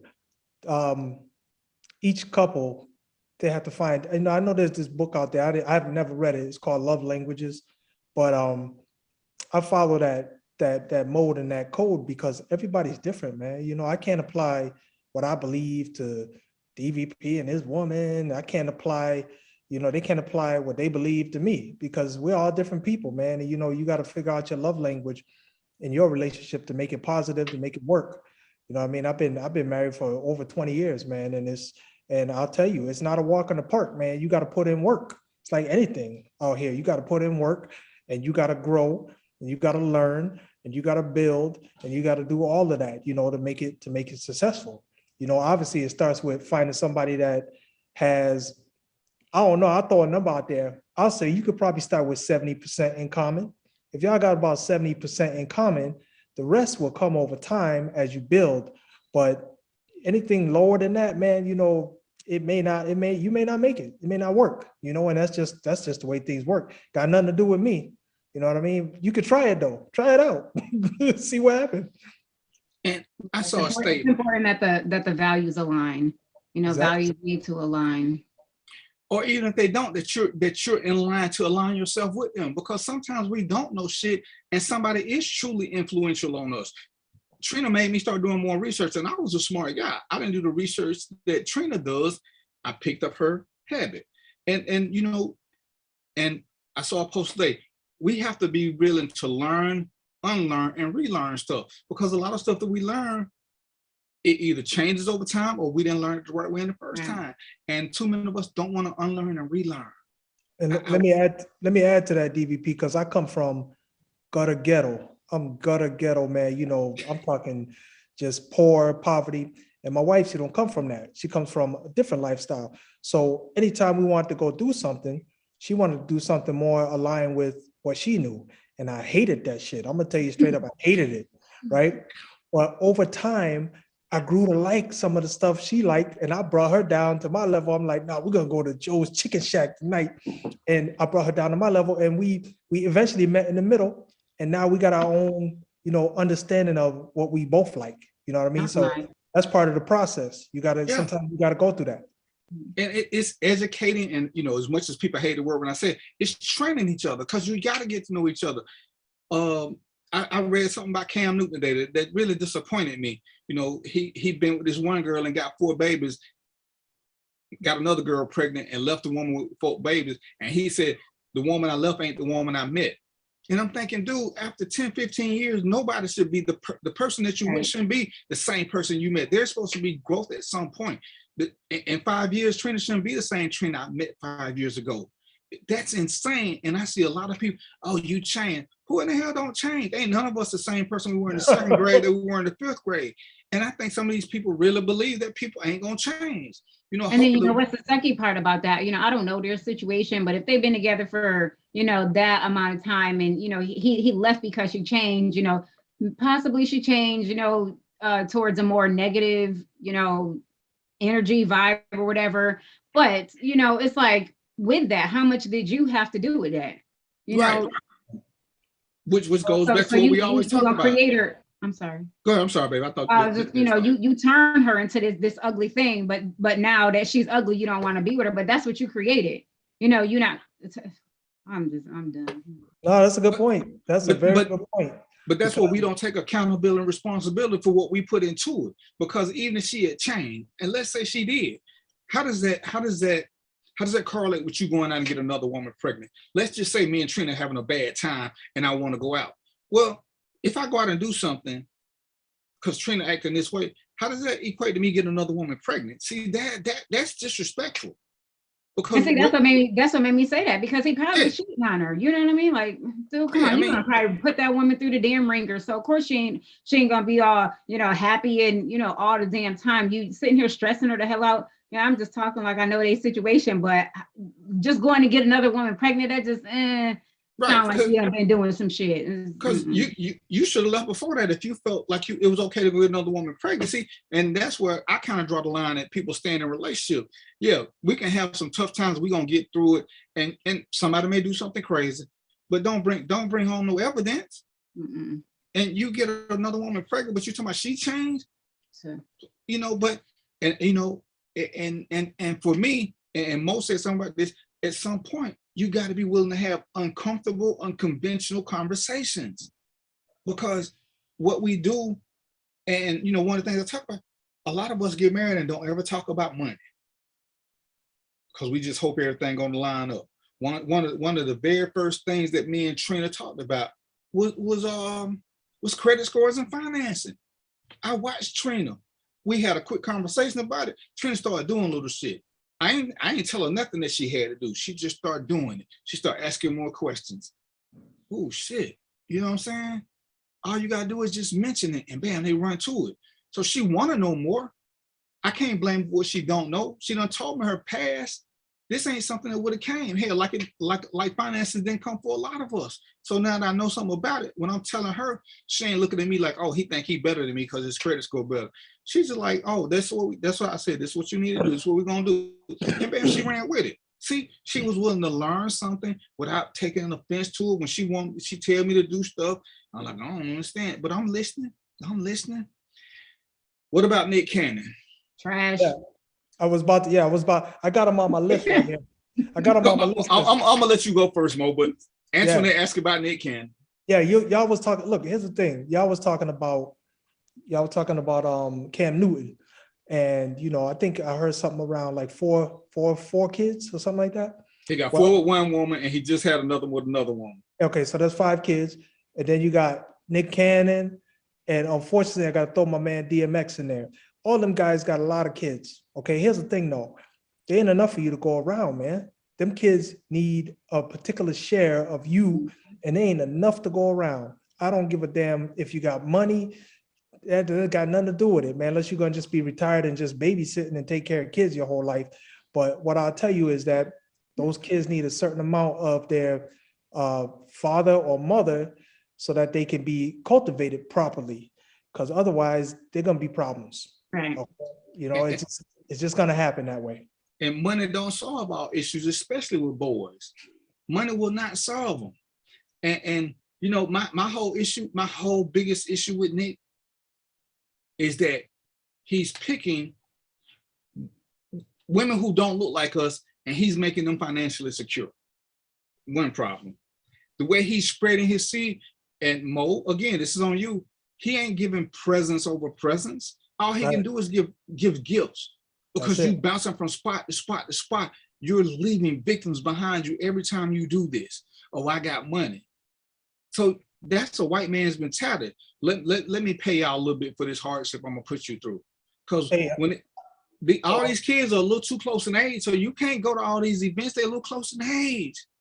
You got two from around. Go ahead, I'm sorry. You said especially for boys, but hell, girls get bad too, because, you know, for the girl who don't have that father, what they say, the father is the girl's first love. If she don't want her first love, who is the model? Who is the model that's going to show her, you know, what kind of man to go after? She end up dealing with all kinds of men, like just, okay, you got the thug guy, you got the good guy, you get so many different things because you don't have that model of a man to go after. So girls get it bad too, you know. And you know, listen, this conversation just made me realize something, and that is that people are out here leaving casualties behind. That's what our kids are becoming. They casualties, man. It's not of war though. It's of procreation. You know, casualties of procreation. You know, you having them and then you moving on. Where the hell you at? Right. But and then what we're gonna converse to do is blame the white man or the government for all this. But it's us doing this, and we sit back and we watch it. And on one hand we clap, but when it's time to be black, when it's time to be royalty, when it's time to be that word that we all claim to be, we fall way to the backside. It's like I said initially. We tell our kids they can be anything they want to be, but we can't do shit because the white man holding us down. You can't have that cognitive dissonance conversation going on with them, that you can't do nothing yourself, but your kid can. What's the difference? You already told them that, and we setting them up for failure. They watching us, because what's the thing do? It's what you do when people not watching. That's what the kids see. That's why all of us can go back to an argument that our family or mother or somebody had when they thought we were asleep. We heard them little shits. You know, everybody act a certain way when they know we looking, but we don't know when kids ain't looking because they wake up at the craziest times. They sitting by the door listening. So when Nick Cannon's baby mamas is sitting back crying because he ain't there, the one who just lost a baby, where's Nick? Where is Nick? Another baby. Having another baby. So what does this say when these kids got to go to school, and they're going to go to school, and everybody start telling these kids, your mama is a hoe, she would just have money for the baby. Now these little boys and girls got to fight all the time. So we done made them, we done turned them into this. Because everybody going to know who their dad is. Oh, your dad was just bouncing around. He was just knocking this one. Your mama was one of them little hoes. He paid your mama. He paid your mama. What them kids supposed to say to that? What can they say? And I just want to add to that, because the money does not solve the problem. There's this group, just go to Google it or do whatever you want to do. Look up the Menendez brothers. These guys was rich as hell, but they came up in horrible circumstances with no guidance, no cultivation, and their life. I'm not going to tell you what happened. You got to read it by yourself. But what I'll tell you is they needed that mature adult guidance. And they ain't had the Menendez brothers. Oh yeah, we know about the Menendez brothers. They was all over. I know y'all know. I'm talking about the people watching our show. You know, look up the Menendez brothers and you'll understand why people need stable, strong adults in their life. You know what I mean? You can't just go around making kids and not be there to help them get through this thing we call life. And which is why even more so that we push, you don't have to have a mom or a father. What you need is strong figures in your life. You need strong male figures. You need strong female figures. You know, some of us, whether it was a coach or whether it was a teacher, whatever it was, as long as we had that. So we got to stop trying to make families stay together who are toxic, who don't understand what birth control is or how to use it. So you become, as we say, you become a casualty of relationship, and then you get to become a victim, and then you end up in the system all because of nothing that had just two irresponsible people who kept saying they was grown and real. And that's what we're constantly creating now. And we're gonna blame everybody else for it, as opposed to these dudes that want to be kings sitting back and saying, this is what I'm gonna do, this is what I'm not gonna do, this is what I'm not gonna do. I ain't telling y'all to stop having sex, ladies and gentlemen, but have safe sex. Have safe sex. I know you don't like the way it feels, but if you ain't ready for the repercussions that will come behind it, then why answer into that? Oh, well, she's supposed to get an abortion. Well, did y'all have that conversation? You know, I talked before about having a sexual contract. We need to have this conversation. What do we think is gonna happen? What do we think is gonna happen? Because we know what happens when you don't use protection, but you want to feel good. And oh, I can control this, whatever, player. You're gonna be the first one in all of mankind. You got lucky. Let's just keep it real. That's what a lot of us got lucky with sex early on. But this is how we got to start trying to fix this. And we got to quit using all these little titles, grown, whatever. Are you responsible? Are you accountable?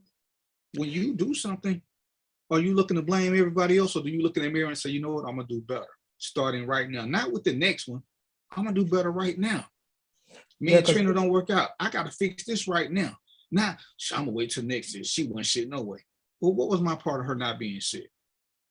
What role did I play? Yeah, the real deal is, if you are out here having kids and you're not taking a role in cultivating them and raising them, you're a sperm donor. If you're a male, you're a sperm donor. That's all you're doing, is donating sperm. Okay, but because there's other things that need to happen once you're out here having kids. Yeah, and one of them is stepping up. No one would, and I got a show planned about legitimation, and I got to tell dudes about this because they crying. She won't let me see the kid. Did you have the kid legitimate? Man, I ain't going through the court. So you don't want it. So just say you ain't shit. Man, the system, if I go there, she gonna do, dude, why she got to put you on child support? Oh, because she want more than them diapers that you giving her once a month. You giving diapers once a month. I don't care how you buy them. If you only do, the biggest box ain't got but 75 in them. For a baby, that might last a week. As they get older, it might last 2 weeks. But that's all you're doing. And I had some dudes on here on the show who paying over $1,000. They went to child support to have the money taken out, so it can just be taken out. They wouldn't even have to think about it. Dudes who ain't paying but $100, they crying. Man, she ain't have to take me to court. Dude, she had to take you to court and you crying about $100. Yes, she did, because you should have just gave that up without a problem.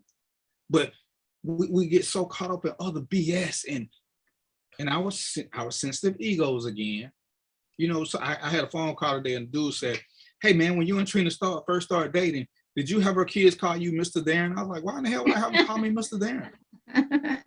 I said, no, they call me Darren. She's like, well, he was like, what do they call you now that you're married? I said, well, they still call me Darren. You know, if they get comfortable want to call me Daddy, I'm cool with that. But why would I ever make them call me Mr. Darren?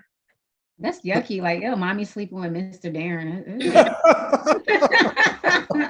You know, but and to me, it says something, because one, and me and Trina, we were careful about this. I never met her kids. We were serious. But why would I want to meet your kids and be Mr. somebody? At that point, this is a serious relationship. They don't even, you know, Mr. is what you call the man who put the groceries in the car. Right. Why would I want them to call me Mr.?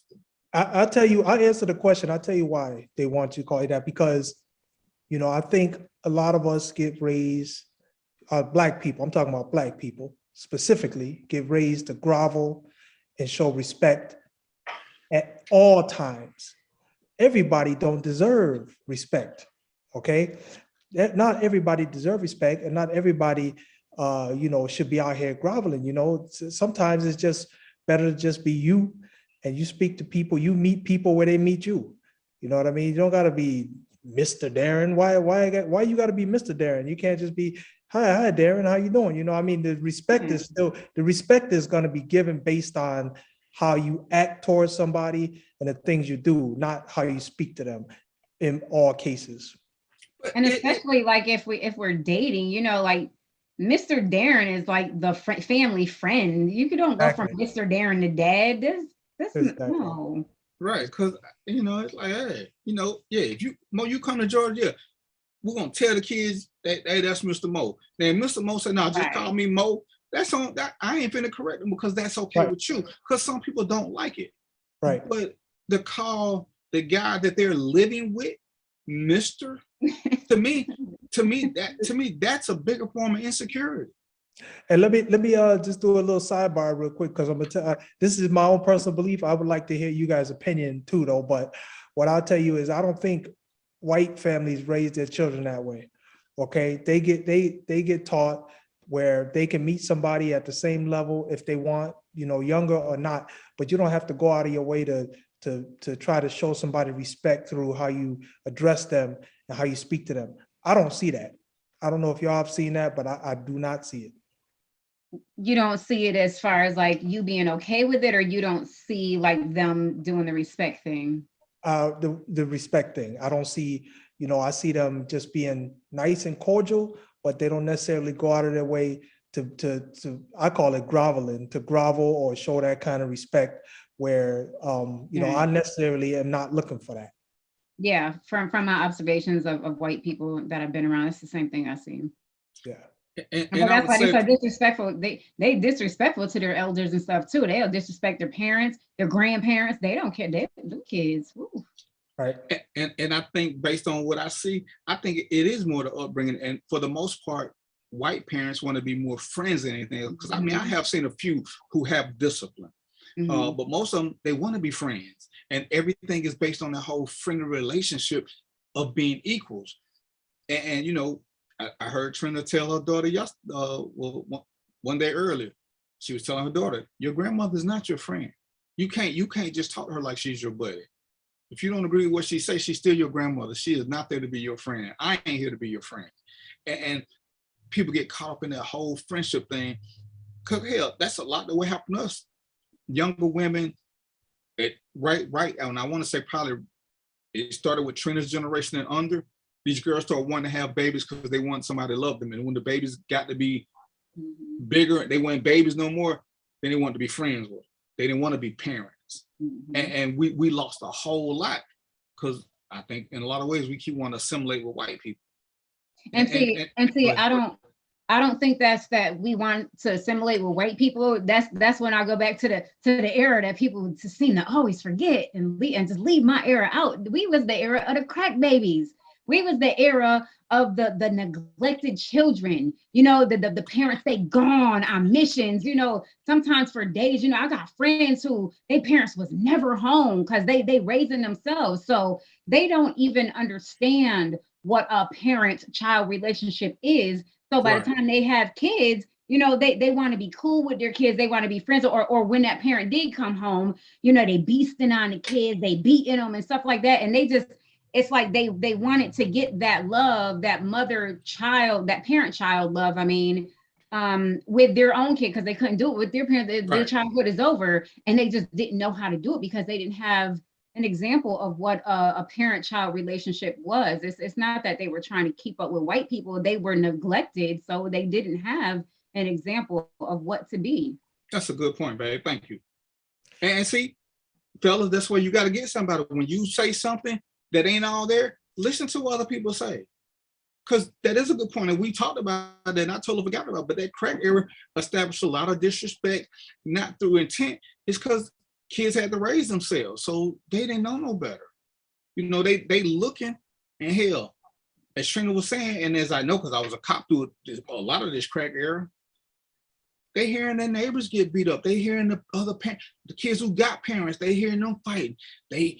All these stories, and it sucks because we don't like to talk about this, but all these stories of these men molesting kids in the home, fathers molesting their daughters. These mamas got these dudes coming in and they molesting the kids for crack and other shit. We don't want to talk about that, but that scarred a lot of these women. You know, when I look at some of the women who had babies, and you know, it sucks that your baby is your sister, or your baby is your niece, or your, you know, all these little crazy dynamics that they can't talk about. This hurt us. But because we don't ever talk about getting mental health over health, these women still got that trauma they got to live through. See, where everybody talking about they living through post-traumatic slave disorder, don't nobody want to talk about they living through post-traumatic family disorder, because we don't want to have that conversation, because we don't want to call Uncle Pete out. The mother don't want to admit that she was a shitty mother because she still is in denial about that. And yeah, blame it on the crack, but accept the fact that you were a shitty person at that time. Say you were shitty because of the crack, but it's like what me and Trina talk about, the mistakes I made with the first marriage. Until I grew up and understood it, everything came back to me. Once I understood what I was doing wrong, I could become a better person, as opposed to keep blaming her for what she did. I was the king. I was the decision maker. I didn't do a lot of shit right. It was on me. Now I can be better. But if I'm always blaming everybody else, I ain't gonna change shit because it's always them. And that's one of them things that we gotta understand, that we have got to start taking accountability for what we mess up to make shit better. And then we can start changing the cycle. But we gotta address all these elephants in the room that don't nobody want to talk about. All these elephants. You know, we found some more kids. I want to say it was one in New York. I think it was some in Pennsylvania. I know it's been 5 or 6 in Georgia, where kids locked up in broom closets. They locked up on because of crazy shit going on. These kids are gonna be scarred. They're gonna grow up with issues. They're gonna have kids, and then nobody never gonna have fixed their issue. And that sucks, because it leads to bad parents, which is gonna lead to bad kids who will become worse parents. Because what are they gonna model it after if they've never been taught the right way? How do we fix that? And Mo, I know you said you ain't got kids yet, but you know, you still got an opinion. Yeah, no, I do. I feel like the village, we gotta recreate the village, man, because the village back in Africa, man, the village is what helped raise the kids. And it was a healthy village, a lot of knowledgeable people, a lot of people who already have, you know, dealt with raising children, you know, figured out a lot of ways to make life easier, deal with daily problems. But the village is the key, man, you know, and basically that is, to me, that's us learning from each other. So things like this show, you know, we share experiences, we share knowledge, we share thoughts. So that share pool's got to be out there, man. And you know, when you run into a problem, like I can tell you right now, I'll give you a good example. It's going to be in a different domain, but it'll be a good example. So I work in the corporate environment, right? I don't know how to fucking swim in the corporate environment. I'm going to tell you right now, when I got in there, I didn't know how to swim. But the little white boys, I'm going to be straight up, the little white boys knew how to do it. And most of them got their information from their parents. Yeah. I didn't have no parents in corporate. So how the hell was I supposed to learn when I get in that environment what I'm supposed to do? That's why we need the village, because I'm supposed to go to the village and say, listen, this opportunity I got, here's some things that I'm doing. What's your thoughts? And I'm looking for the wise men, the wise men and the wise women to say, listen, if you want to do X, Y, and Z, here's a roadmap for you. Okay, right now, some of our kids, children, people don't have nobody to turn to for that roadmap. Got to get back to that. But we got to get these parents out of saying, can't nobody else tell my child what to do. See, that's that big roadblock. And you know, I go back to me and Trina, when our daughter gravitated to our ROTC leader, we gave her some leeway, because clearly our daughter was enamored with this woman. If she said it, our daughter jumped on it. So hey, you become part of the village. But I see too many, now ain't nobody gonna tell my child, ain't nobody gonna raise my child, but you ain't raising your child. Exactly. And we got to get past that selfish mentality. And that's why I said, you know, that's why my biggest thing is for the community is mental health facilities. Everybody should have to go at least once. I think it should be mandatory. You know, when you want to get married, they make you go through marriage counseling. you want to have kids, they should make you go to mental health counseling to make sure that you know, if you don't know how to do this, here's some resources. Here's some books to read. Here's some groups to join where you can talk to mothers who've had problems. You know, one of the things I loved about the woman whose name I can't call, with her premature child, she was in Facebook groups where they talked about things. I didn't have that when my child was a preemie. I didn't have that. I was doing a lot of shit on the fly. I was overwhelmed. I was panicking. I could tell her things that I went through. That's kind of what bonded us. But I didn't have nobody to talk. I didn't know nobody who had premature kids. I didn't know what you could or couldn't do with them. I'm trying to listen to the nurses, find ones who speak plain English, who don't want to, you know, show off their intelligence. But now there are places to go. But we got to start telling people that there are places to go. You know, when who is it? We ain't got to be friends, but go talk to this person. You know, the old man who used to be on the corner playing checkers, they all had life stories. They all had life stories. You know, the candid lady, she had some life stories. We don't have this, and nobody wants to deal with them because we're all so sensitive and we want to be the only one. And I want to be the only somebody my child need and listen to, even though I'm incompetent. Yeah, and I'll add to that is that, you know, you start seeing the shows like Dr. Phil, Ayanla, and this self-therapy or family therapy is no longer becoming, you know, something that's strange or crazy to do, because you see people on there getting help that they need, families get reunited, and people getting steered in the right direction. And a lot of that is coming from this type of self-therapy. I'm calling it self-therapy, but you're getting help. But the self-therapy that you're seeking, and we really need to push that. You know, it can't be some, you know, you crazy because you need to go to a therapist. I remember when I was growing up, man, they used to say, you crazy because you got to go to a therapist. But I would say today, you crazy if you don't go. Right. And we got to quit making a joke about it and making people feel like it's a slight or something. You know, when I finally decided to tell my story about depression, I was impressed with the people who reached out to me either through inboxing or people who knew me. And it was something I didn't want to share. But between Trina and some more people, I had to let people know. So now you know somebody who actually does it. You know somebody who is, in all actuality, a phony person. I will sit here and smile and laugh and joke.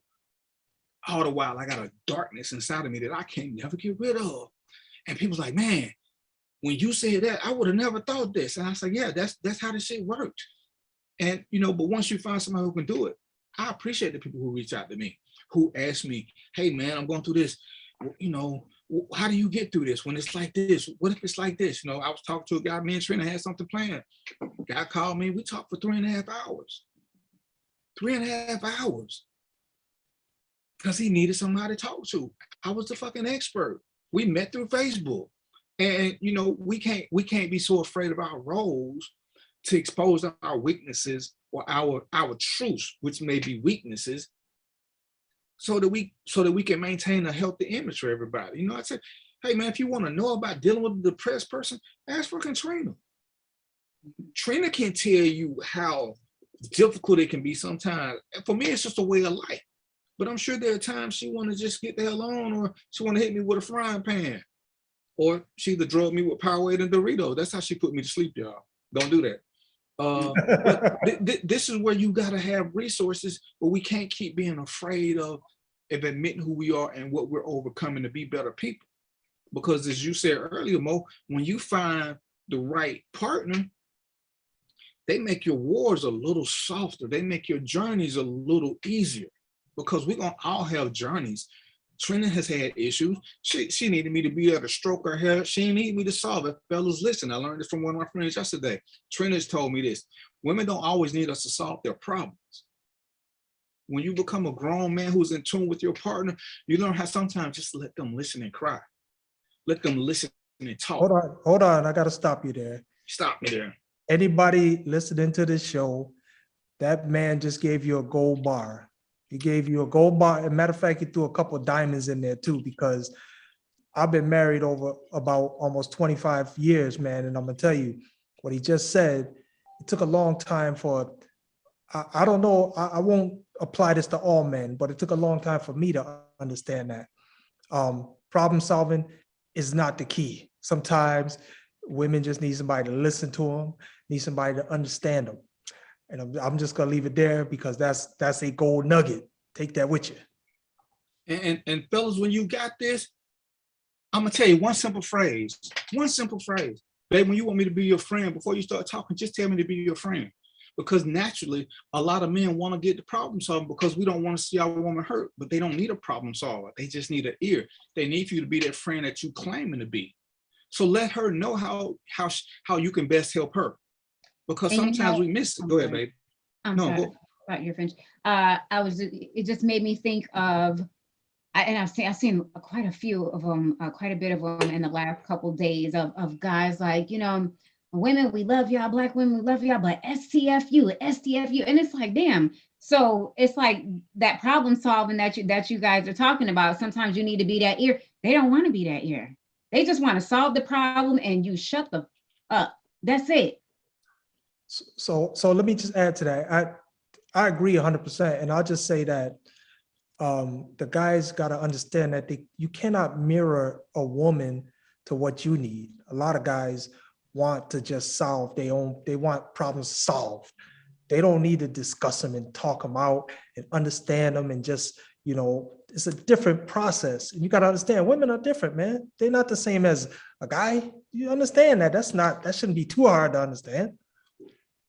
But and you know, like Mo said, that's probably one of the easiest, toughest lessons for men to learn, because we don't want to listen to women, and we don't know how to tell them how we can help them, because I'm here to fix a problem. Well, every problem ain't. You learn this with kids. Sometimes they just need to tell you something. They don't want you to go out and embarrass them and say nothing. They just need to let you know and give them some options sometimes. But other times, just listen.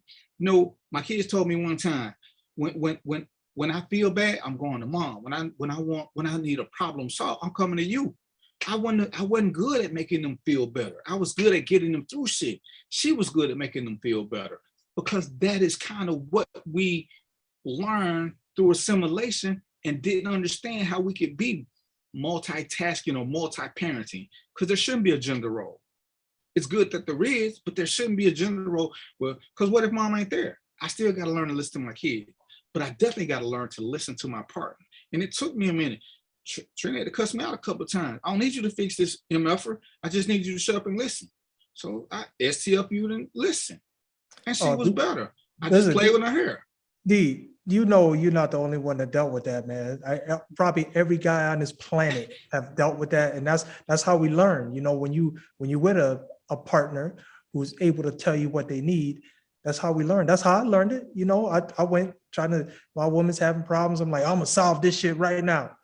And y'all know what happened. I ain't even got to tell you, right?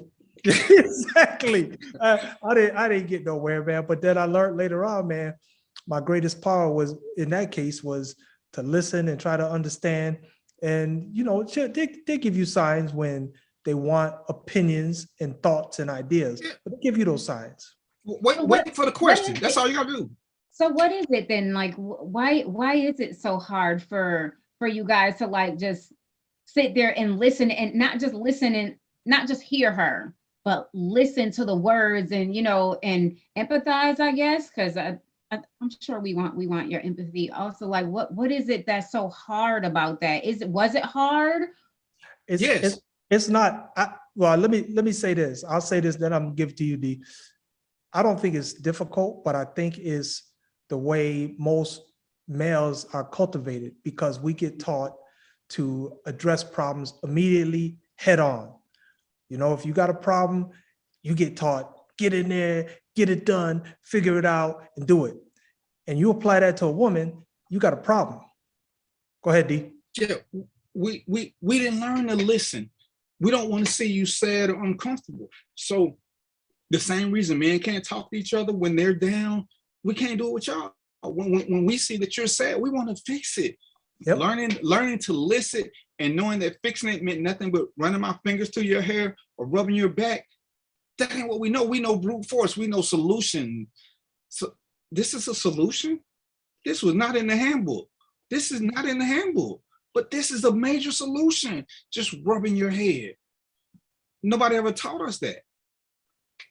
Nobody. So, you know, when how do you learn it? And that's where we got to be open to communication and the training, so that women can tell us, hey, when this is going on, this is what I need. Remember we had the conversation about when I'm going through my depression, I can give you certain words to let you know what I'm going through, so you don't try to fix it the wrong way and either aggravate it or push me to a different level, because you're doing what you think is right, but my mind is not right to what you're doing. Or even get upset myself because Right. I don't know, right. So if we don't learn to have these uncomfortable conversations, we can never progress, because we keep wanting to make like everything is, like most said, everything is hunky-dory. We just living a great life. When we hit that hill, we can't just gloss it over. We got to sit there, and sometimes we got to drop down a couple of levels and build back up. And that's just one of them things that right now we're talking about men, but it's one thing that most couples just don't know how to do early on, because nobody's ever really talked to them up front about the struggles and how to get past them without getting a divorce. And that's why I harp on the rite of passage.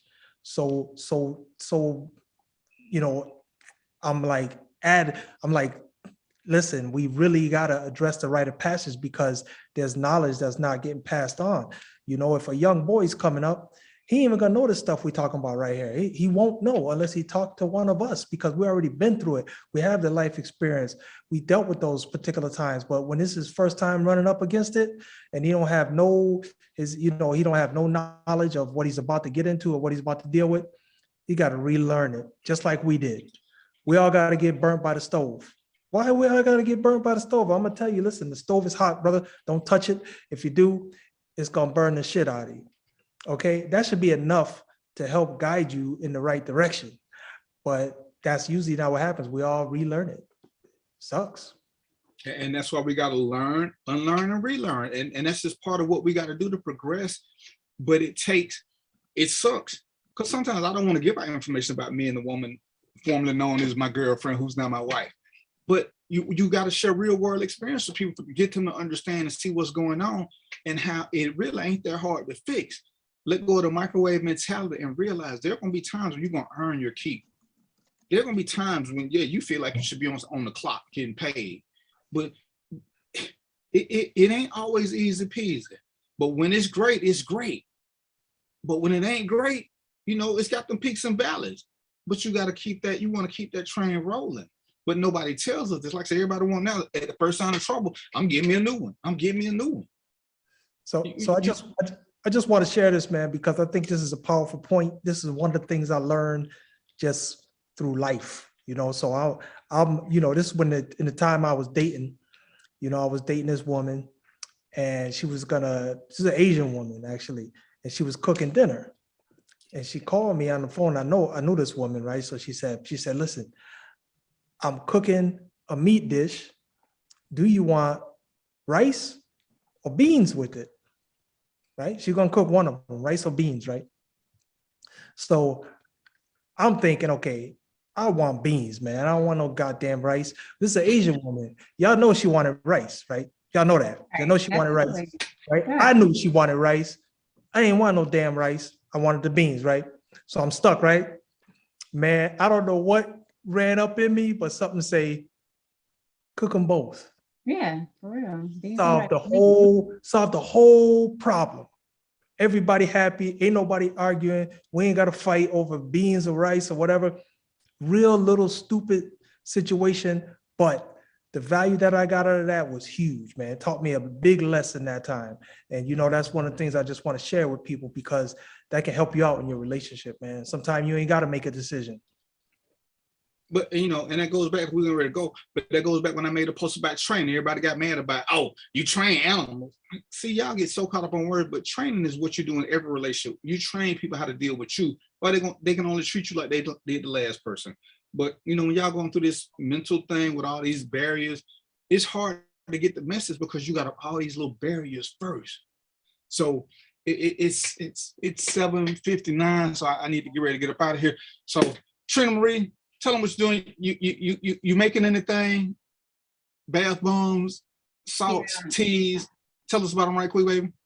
I'm not doing teas and stuff. I do that for you know, for my family, but somebody just solicited my services earlier today, but yeah, you know, I do my bath bombs and my bath items. I do way more than bath bombs and soaps and salts and teas, bath teas, and all kinds of stuff for bath items, stuff to clear your sinuses up. And you have to contact me though. Let me know what you want. All right, Mo, what you got for them? Oh, I just remind people, listen, get your free books. I got a book on police brutality, and I got a book on autobiography on, you know, just growing up in a difficult situation. Is my autobiography.